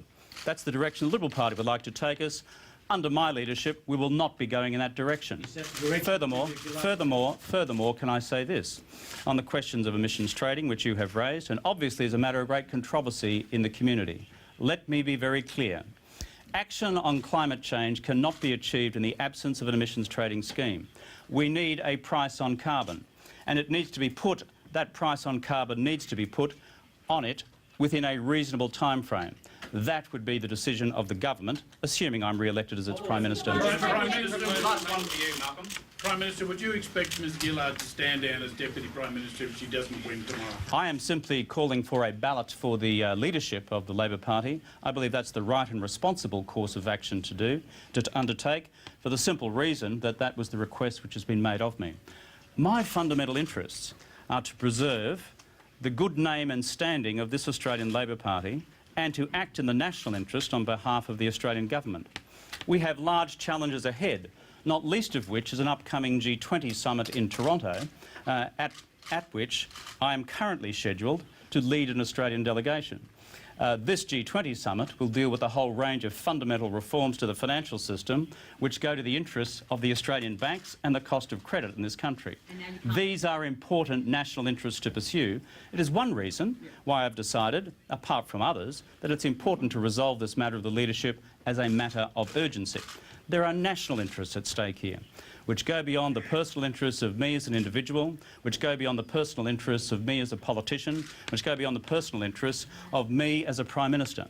Those national interests should be equally in our thinking at a time like this. My party's interests is important as well. These two matters should be resolved as a matter of urgency, and I have a few urgent things now to attend to. Thank you. Well, Prime Minister Kevin Rudd there confirming that there will be a party room showdown at 9 o'clock tomorrow morning in Canberra, where he and his deputy Julia Gillard will vie for the leadership. She asked for it, he's granted it. There will be a contest for the leadership. Julia Gillard coming to that conclusion, it seems, after an enormous amount of pressure mounting throughout this evening from across the factions of the Labor Party. It began with the Victorian right, it spread to South Australia, Western Australia, New South Wales, and then the left faction as well. Julia Gillard now wants a ballot for the leadership. Kevin Rudd has granted it. It does look like he's gone. It does look like he's going to struggle to get many votes at all, and this could be a humiliating defeat for him tomorrow morning. But you have to say Kevin Rudd right there was the most plain speaking he has been for months and months. He was the most passionate and direct about what he stands for and where he thinks the Labor Party and this government should be going. He mentioned asylum seekers not being dragged to the right, not being involved in a race to the bottom. He mentioned climate change, that there has to be a price on carbon. But these are the two areas where he has been accused of lurching to the right, making a much tougher position on asylum seekers, shelving the emissions trading scheme. Now, though, he's reaching out to the critics of those two key policy decisions and saying he's listening to them and will respond to them. Peter Van Onselen is with me again, Sky News contributor. Peter, you watched that as well. What did you make of it? Well, he's clearly going to fight, and that would be a disappointment to Labor power brokers. The Labor Party doesn't like to do it the way that the Liberal Party do it. They like, in these sort of situations, to try and resolve things behind closed doors. Now, often it doesn't happen that way. What's interesting here is Kevin Rudd has got one big thing in his advantage, and that is that he is the incumbent Prime Minister. There are always some backbenchers that look to stick with the leader. But his big problem here, from reports that we're getting, is that if the AWU is moved, that union and its block of MPs is normally the block of MPs that does stick with the leader. They're the Conservatives inside the Labor Party. They like to stick with the status quo. If they're moving, then that's a real problem, because that, coupled with the left and other sections of the right, is such a block of support that you would always expect the New South Wales right to back that, because they like to back the winner. I can't see Rudd coming back from this. No, I can't either. I'm casting my mind back, though, to the end of 2006, where Kim Beazley gallantly did a similar thing and said, yes, we'll have a ballot, even though it was plain that Kevin Rudd and Julia Gillard had him licked. The thing that he did, though, in wearing the humiliation of that defeat, was give Kevin Rudd the legitimacy of a party room ballot, the numbers for all to see how strong his support was, and that is the one good thing that could come out of this for Julia Gillard. Well, that's true. If she can win this in such a way that it effectively embarrasses Kevin Rudd, then that helps her, unless that embarrassment to Kevin Rudd forces him to become a sort of a Mark Latham type character in the aftermath of that, who then argues that everything Gillard says in the run-up to the election, well, actually, no, I recall you did this or you did that, and contradicts her. So we don't know how that will play out if he does lose the ballot. But the numbers, it is so hard to see how he wins this, because we all know that he only got over the line against Kim Beazley because of the reality that that he had the massive support of Julia Gillard's position. Okay. So all of those numbers were really important. This time he's lost all of Gillard's numbers, and most of the people that backed Beazley, which were the AWU, are also going to be backing Julia Gillard this time. We just heard from her office that she will be a candidate in the party room ballot tomorrow, as expected, but she will not be making any further comment tonight. Kieran Gilbert, you broke the news, it seems like hours ago now, that the National Right had defected, had walked away from Kevin Rudd and thrown their support behind Julia Gillard. That was the moment at which clearly Julia Gillard was in a position where she had to respond to this call coming from the party to go for Kevin Rudd's throat. She's done that. The question now is, do we believe Kevin Rudd when he says he's confident he can win, or is this just a leader in his final throes doing all he can do to maintain some credibility, but at the same time giving Julia Gillard the prospect of winning a ballot tomorrow and having the legitimacy of a party room victory? Well, that is a good point to make, and it's something that Graham Morris, who's with me, and Simon Sheikh from Get Up, also with me this evening. Graham's been making that point that it would be better to have a vote, to test a leader with a vote. It's fascinating. He's going to fight on. The question is there any other way that they can unify beyond this? The general assumption from the Labor figures that I'm conversing with this evening is that Gillard has a clear win. That the numbers are Gillard's going to win. That's the general assumption, according to all and sundry that I'm communicating with. Is there any prospect that Rudd stays in the tent? I mean, he's a first-term Prime Minister, still young. He'd be, capable as a foreign minister, or does he create a by-election and say, I've had enough? No, first things first. The Prime Minister has just decided that he's going to strengthen his backbone, and as of 10:30 on Wednesday night, he's going to stay and fight tomorrow. He's essentially saying to his colleagues, I am a successful Labor Prime Minister. I am a winner. If you're going to throw me out, be it on your heads, but I'm not going to go out of this party room. I'm not going to leave this party. I'm not going to leave the leadership with my tail between the legs. You are going to have to force me out. Now, that is, given what we all think, and that is that he's behind, that is quite a ballsy and a gutsy decision. But good on him. I think as a winner, he is quite entitled to say to his troops, I'm a winner, you want to get rid of a winner, you do it the proper way. Don't just send a couple of faceless people around to ask me to leave. And I think the other thing, there are two other things. One is, I think it shows you now that the weakness of the faction leaders in the old days, this wouldn't have happened. It wouldn't have taken this long. There would have been a tap on the shoulder. The Prime Minister would have gone. Taken this long, Graham, mate. You compare it to the Liberals, David, it doesn't seem like it's gone that long. I want to take up a couple of points there. Graham, what did you think of Kevin Rudd saying, as he said a few times there, I'm elected by the people, making the point that he's the popularly elected, electorally mandated leader and nobody else is. We have a Westminster parliamentary system. He's not the president. He is there at the vote of the caucus, not just by the vote of the people. What did you think of that line? I would have used the same line, because there's no doubt the Labor Party got there because of Kevin Rudd. It was an endorsement of one man. It wasn't an endorsement of Julia Gillard or policies, it was one man. But I thought what was also interesting, David, was yes, that line is that I'm a winner, throw me out if you at your own peril. But the other was he did not make the case for why not Julia and why not change now. And he put up two straw men, and it was saying, I'm not going to go further to the right on asylum seekers. He's already moved.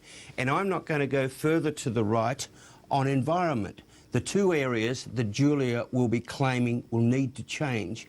But he didn't actually make the case as to why not, why they shouldn't vote for Julia. He's just saying, I'm not going to go further there. Just quickly, so Graham, this is Julia Gillard. She's walking through the corridors now. Thank you. Can I confirm I will be a candidate in tomorrow's ballot, and apart from that statement, I haven't got any other statement at this time. Do you have the Prime Minister? Thank you. Do you believe you can win this, Gillard? David, I just wanted that. I don't think that was live. No, that was a few minutes ago. I just wanted to say, I think the Liberal Party will try to spin this as the faceless men roll in a popularly elected Prime Minister. That's clearly Kevin Rudd's line as well, and you can understand that he's fighting for his political life. But I believe that Julia Gillard has done for the voters the right thing here, because there's been so much talk lately that the intention of Gillard and the Labor Party more broadly is to knock Rudd off even if he wins the election in the aftermath of it. By challenging now, Gillard is giving the voters the right to pick the person that I think most of us knew was likely to be the Prime Minister for most of the next term in government if Labor won. They're now putting it in the hands of the voters by first putting it in the hands of the caucus ahead of the election. That is a gutsy call by Gillard rather than a weak one in my view. Sorry, I'm just getting something in my ear there. That was. If we just go back, Peter Van Onselen, and recall David and you guys here with me in Canberra, there was a profile of Julia Gillard done 4 years ago, and there was a quote where she said, "I'll make the decision when the time comes." Well, the time has come. And she's made that decision. Now, the thing, and there's that other saying in politics, Simon, you don't choose your time. That you've got to take it when it's there. No, you don't, and that's the Peter Costello issue, isn't it? That he didn't choose his time in the end like he could have. You know what? The Prime Minister there, that was the most passionate that I've seen him since about February 2008 on climate change, on refugees. That's exactly what I've been hearing out of the caucus today. That a clear decision has been made to move away from the shift to the right on that issue. So I disagree. I don't think Kevin Rudd was elected simply because it was Kevin Rudd and a new brand. It was because of the issues. It was because the Howard government were not strong on the issue of climate change, were going backwards on the issues of refugees and asylum seekers. So surely Julia Gillard steps in and does that. Cheers, mate. But do you really believe that Kevin Rudd is passionate about these issues, or do you believe that he now just thinks he should show passion on these issues because the time is right politically for him? The problem I have is that when you back away from these issues one by one by one, when you think that is the right political play to do, yet all of a sudden, almost on your political deathbed, you come out and suddenly have a passion that you haven't had for so long and that you've argued you didn't need to have for so long as you've been backflipping. It's very hard to really believe that it is anything more than yet more spin. The time is right, you say, but Pete, it's also too late, isn't it? I think so. Yeah. The deathbed analogy's got to be fairly accurate. When you look at the way that the Labor Party's is set up, all of the fundamental, substantial pillars in terms of support bases have fallen away from Rudd tonight. Well, that's right, and I'm very confused as to, at this point in time, what his play really is. The issue here is his play to give Gillard a contest such that if she wins it, she has legitimacy, as we've talked about, or is his play that he's fighting for his political life because he's not the natural creature of the Labor Party that a lot of previous Labor leaders have been, and therefore he's just fighting for himself and is therefore going to leave the party more damaged as a result of that. Some of his rhetoric there was quite pointedly directed at Labor power brokers, and the problem with that for the Labor Party is that it tells me that after he's defeated, assuming he is, he may not be the kind of person that silently walks off into the night. He may be a critic of this government, and particularly the new leader, going into the election. That is the great fear, I suspect, for a lot of Labor MPs. It struck me as well that Kevin Rudd signalled there that not only does he want to contest, but he has strong policy views too. And it almost sets up the situation where the Liberals have Malcolm Turnbull sitting there in the wings, waiting for his time to come again, perhaps. Kevin Rudd might, after tomorrow, if he loses, and after the election, still be hanging around, trailing his coat for the leadership. I do want to, if we can, replay a bit of what Julia Gillard had to say there. Not yet? Well, just... no, OK. No, we'll come back to that, because I do want to just go back and have a look at the body language there, her facial expression, and just what sort of what tonight has done to her, because this would have been a harrowing decision for her to make, and it's been many hours there with the Prime Minister. We all know about the stories about his temper. You can imagine what she must have gone through tonight. Oh, I mean, this is one of those moments where you can't wait for the first book to be written, you know, where they're all talking about how it happened. I don't think that's going to happen ahead of the election, but certainly in the election aftermath, no matter what happens, it's going to be a destabilising time for the Labor Party, because all of these shenanigans will eventually come out, and it would have to have been a brutal session there when they were all talking. Let me pose a question. Kieran, first to you. Who's going to vote for Kevin Rudd tomorrow? I'm at a loss to tell you, David. I think it'll be a couple here and there that he's able to secure out of some sort of loyalty, but he's not well liked in the Labor caucus. He never has been. His support has been based upon the opinion polls. They fell away, they collapsed, and with it, his leadership has collapsed. He was the Prime Minister who chose his cabinet according to his own choosing, without the factions. Well, the factions have come back to bite him, and I tell you, I think the most telling comment tonight from Kevin Rudd was, I was elected by the Australian people to do a job, not by factional leaders, although the factional leaders appear to be doing a job on me. And that's exactly what they've done. They've done a complete job on him, and by tomorrow, I can't see how he's Prime Minister. Well, Kieran, one of the things David, worth remembering here is that it was many months ago, a colleague of mine, Paul Kelly at The Australian, made the point that it's not how powerful Kevin Rudd is, it's how weak his Prime Ministership is. And that was right at a time when he was still riding high in the polls. And the point that he was essentially making is that the weakness is that he is tied to his popularity, and if his popularity falls, then he's in a position where he can't stand by a lot of the, he can't stand by his policy positions if his popularity declines. So he's someone who is essentially weaker than he ever appeared to be. We know that now, but for so long we all saw him as this highly popular and powerful figure. In fact, it was built on a little bit of a house of cards. I want to ask Simon Shake the same question, though. What's your sense of it? Will Kevin Rudd get any votes, and who will he get tomorrow? Well, I don't know whether or who will vote for him, and we've heard tonight that people like Anthony Albanese are still on side. The hard left comes with some numbers. It comes with numbers in Victoria. People like Martin Ferguson might still be there with the Prime Minister. It's very hard to know that for certain. I think what we can say, or at least what we can begin to make assumptions about, is that Wayne Swan will probably finish tomorrow morning around 9:30, 10 a.m. As the Deputy Prime Minister of this country. But what does he do? I mean, scenario. This is a really tough call for him now, isn't it? I mean, he's been loyal to Kevin Rudd, particularly in recent weeks when the pressure's been mounting. He's been the one out there really defending his leader. What does he do on this? It's a tough call for him. Surely he has to go with the direction of the majority of the caucus. You can't be on the losing side on this kind of thing. And in that kind of situation, it's momentum that builds through the night. It's the kind of momentum that then creates its own ongoing momentum. I think that's what's going to happen this evening. We'll see as soon as someone suggests that they've got the majority, and look, surely Julia Gillard is saying that already, you would imagine that others want to fall straight in. Kevin Rudd doesn't come with automatic factional support, and so I think that makes it very, very difficult, extremely difficult for members of the caucus to vote for him in this kind of situation. But look, he said some very clear things on climate change and refugees. I can only imagine that will also be a key part of the debate overnight. What specific policies? I know members of the caucus who don't just care for leaders and personality, who are actually fighting for very real shifts on these issues, not just comments, but when are we going to get this price on carbon? When are we going to be able to announce it in the marginal seats? This is a biting issue, just as the mining tax is. David, I think there's still a real chance that tonight we're seeing a Prime Minister who has only talked to 9 people. He probably still thinks he's got a lot of mates out there. I still suspect that when he hits the phone tonight and in the morning, and some wiser heads give him a bit of a cuddle in the morning, I suspect there's still a chance that our Prime Minister will go into the party room and with grace and style say, I am not going to contest, I don't have the numbers, I wish Julia well, and everyone will get up and cheer and give him a big pat on the back, and you get free sayos from the Labor Party for the next 20 years. Free sayos. Or he could stay and fight.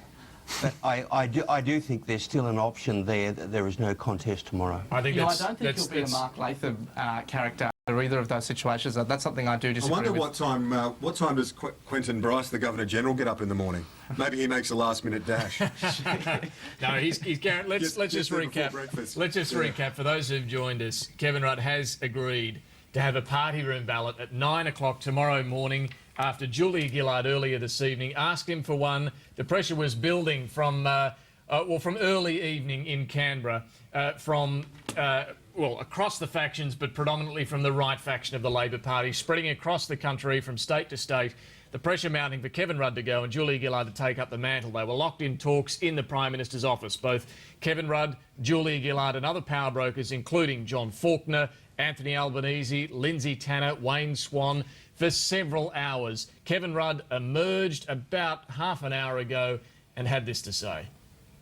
I was elected by the people of Australia as Prime Minister of Australia. I was elected to do a job. I intend to continue doing that job. I intend to continue doing it to the absolute best of my ability. Part of that job has been to steer this country through the worst economic crisis the world has seen in 75 years. I believe the government has acquitted itself well to that task. Part of the reason the government was elected was to deliver fundamental reforms in the health and hospital system. I believe the government has acquitted itself well to that task as well. The Prime Minister under intense pressure, the most pressure he's been under in his political career, facing almost certain defeat, it seems, at tomorrow morning's party room meeting, but having agreed to do this after Julia Gillard asked him to earlier in the evening. The Deputy Prime Minister, who could well tomorrow become the Prime Minister, had this to say, only a brief comment, but have a look. Why has it got to this level? Are you feeling How did this travesty for the Labor Party happen? Thank you. Can I confirm I will be a candidate in tomorrow's ballot, and apart from that statement, I haven't got any other statement at this time. Do you believe you can be the Prime Minister? Thank you. Do you believe you can win this, Gillard? Can we just get a shot there? Well, a very stressed-looking Julia Gillard there, but that clearly coming after a harrowing meeting with the Prime Minister and a very difficult decision. But it does seem she has the numbers, and emphatic numbers, to win the leadership in this contest tomorrow morning at 9 o'clock. It is going to be interesting to see if, as Graham was suggesting earlier, Kevin Rudd decides, after more phone calls tonight and tomorrow morning, to declare at the start of the meeting that he simply can't win this and has agreed to step aside. But the comments he made tonight seem to indicate that he wants to fight this. He made arguments on the policy front that Labor should not be lurching to the right on asylum seekers and still needs to embrace a price on carbon to tackle climate change. But Peter Van Onselen, these are the two areas where he's faced most criticism from the voters and from within his caucus for having lurched to the right on climate change by shelving the ETS, on asylum seekers by suspending the claims of Afghans and Sri Lankans. Now he's trying to argue that they perhaps shouldn't go further to the right on these issues. It is somewhat confusing.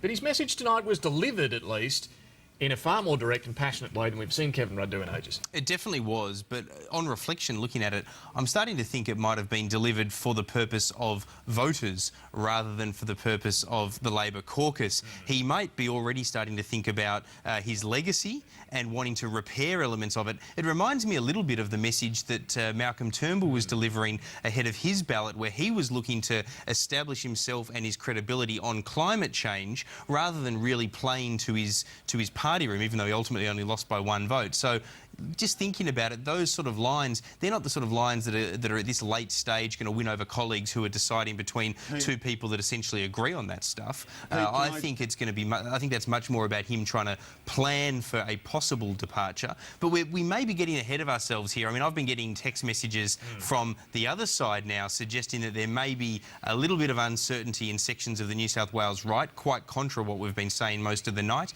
Obviously, Albanese seems to still be behind Rudd. There may be enough of the class of Kevin 07 that put their faith in him rather than Gillard. So this thing could be closer than we think. I don't think so, but you never know. I was one of the people saying that Malcolm Turnbull was going to lose and lose badly, and he came within one vote of winning. So a little bit of caution there might be the order of the day until we're absolutely sure that all the power brokers are lining up against him. That's a fair point, but with these leadership contests, momentum Goes with the challenger. Is everything. And, you know, even if he did scrape through tomorrow, it is very hard to see how he can last without Julia Gillard, and certainly going to an election where he's going to be a lame duck for the Liberals. And you would think enough people in the Labor caucus would be formulating that view between now and the election tomorrow, and as a result, they're likely to go against him. Let me give you a sense of what the Liberals are going to use as their response tomorrow. Let me just read you a little taste of it. From one MP, the challenge is thuggish. Blood is on her hands from the faceless union thugs. That was from one. Another says unions and factions are in control. The New South Wales Labor Party, New South Wales Labor is on fast forward. Faceless men running the government. Government out of control. Unions in control. There's a sense of what we can expect from Tony Abbott and co tomorrow. Yeah, look, that's not entirely surprising. But, Kieran, let me ask you this. Do you think if Kevin Rudd were to survive tomorrow, the Liberals, I mean, clearly the Liberals would prefer him to survive tomorrow. They can run an almighty campaign against him for being a leader without the support of his party, of only going to last 5 minutes before he's chopped down by Julia Gillard or someone else.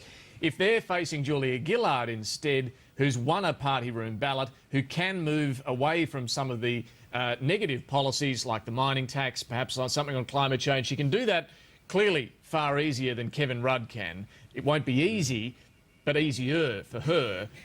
That's the challenge for the Liberals. I know Peter urges caution, and it's probably right, because in politics anything is possible, as we've seen tonight. But I will fall off my seat if Julia Gillard does not win tomorrow. Don't worry about that. If Julia Gillard does not win tomorrow, I don't see where Rudd's numbers come from. I think it's going to be a gallant defeat, but he will be going down, as far as I can tell, tomorrow. You would think that's what's likely to happen. I agree, absolutely, but we'll see. David, this will not be a one-sided argument, though, if Julia Gillard does get up. You know, we're talking about what the Libs would say with the Prime Minister if he survives. But, you know, equally, they will be saying with Julia Gillard that her credentials to be Prime Minister are computers for every student. And they'd be saying, how's your computer going, kids? Did it turn up? And the schools thing, that all went down in flames. So the one thing that she's delivered was a pandering to the trade unions. Now, that would be the simple message that will start tomorrow if Julia Gillard gets up. On the other hand, there are a lot of schools happy with the buildings they've got. There's a lot of kids who do have computers. A lot of people are happy to see the back of work choices. So it can cut both ways. I understand the point. And there's no doubt that the Liberal Party, and I've been getting similar text messages to Kieran, they're already starting their campaign against Julia Gillard. But all of that said, at the end of the day, in politics, sometimes you want to do what your opponents least want. And there is no doubt from the conversations I've had over the last week that the last things that the Liberal Party wanted was to take on Gillard at the next election. They wanted Kevin Rudd. It's one of the reasons why the Crosby Textor polling was leaked to me when it has been, thinking that it was safe to do so. As it turns out, they look like they might get Gillard. It seems like ages ago that we were talking about that. It was only this morning. At the top of the hour, we're going to replay you Kevin Rudd's news conference, because this is just an extraordinary night in politics. We have a Prime Minister who 8 months ago was one of the most popular of all time, has tonight got his back to the wall and trying to fend off a challenge from his deputy. We're going to play that to you again because it was a significant news conference. Ashley Gillan was there in the room. We all would have loved to have been in the room. Ash, tell us about it. What a news conference. Oh, look, history in the making. It really was just something that I will never forget. Watching Kevin Rudd stalk into the room, he really was looking so defiant. He was not going to back down. He really was so passionate tonight, and I think I heard Simon Shake say we haven't seen him that passionate since around just after he took the leadership, and I think that's right. He really had a lot of strength in his voice. He was keen to make those points and really defend his his policies, defend his government. It was almost like we were hearing Kevin Rudd writing his own legacy as Prime Minister. We did see on the side there was a group of Kevin Rudd's staffers from his office. One had tears in her eyes as she was listening to Kevin Rudd defending his government in the way that we saw him do. We heard him saying that he thinks he's quite capable of winning tomorrow when that ballot is held here at Parliament House, but no one else seems to think that he does have the numbers and can do it. Fascinating to see Julia Gillard walking through the corridors here of Parliament House, a group of journalists chasing after her. I've never seen Julia Gillard looking so rattled and shaken as she was tonight. She was clearly stressed. This isn't something, from all accounts, that she wanted. She hasn't been gunning for the leadership. She hasn't been trying to move this behind the scenes, but this has all just come about tonight after the factions went to her and asked her for the leadership. The Liberal reaction, we heard some of what Kieran had to say about the text messages. I called the opposition leader's office a few minutes ago, and unsurprisingly tonight, Tony Abbott doesn't have any comment to make. He is letting this ride out, letting the Labor Party do the damage itself, and I think that's probably a very smart move for him. Of course, we'll be expecting to hear from him tomorrow, probably after that ballot's held. All right, Ashley Gillan, great report there from what it was like inside the room. Just a fascinating night, an extraordinary night in politics. Thank you for that. Of course, if you are just joining us and learning the news, in 10 hours from now, the Labor caucus will meet to decide on the Prime Ministership. Will Kevin Rudd stay or will Julia Gillard replace him? She's asked for a challenge. He's granted one. The two will go head to head. The numbers do very much appear to be on Julia Gillard's side, but Kevin Rudd isn't going without a fight. It sets the scene for a split in the Labor Party months away from an election. Here now we're going to replay for you the Prime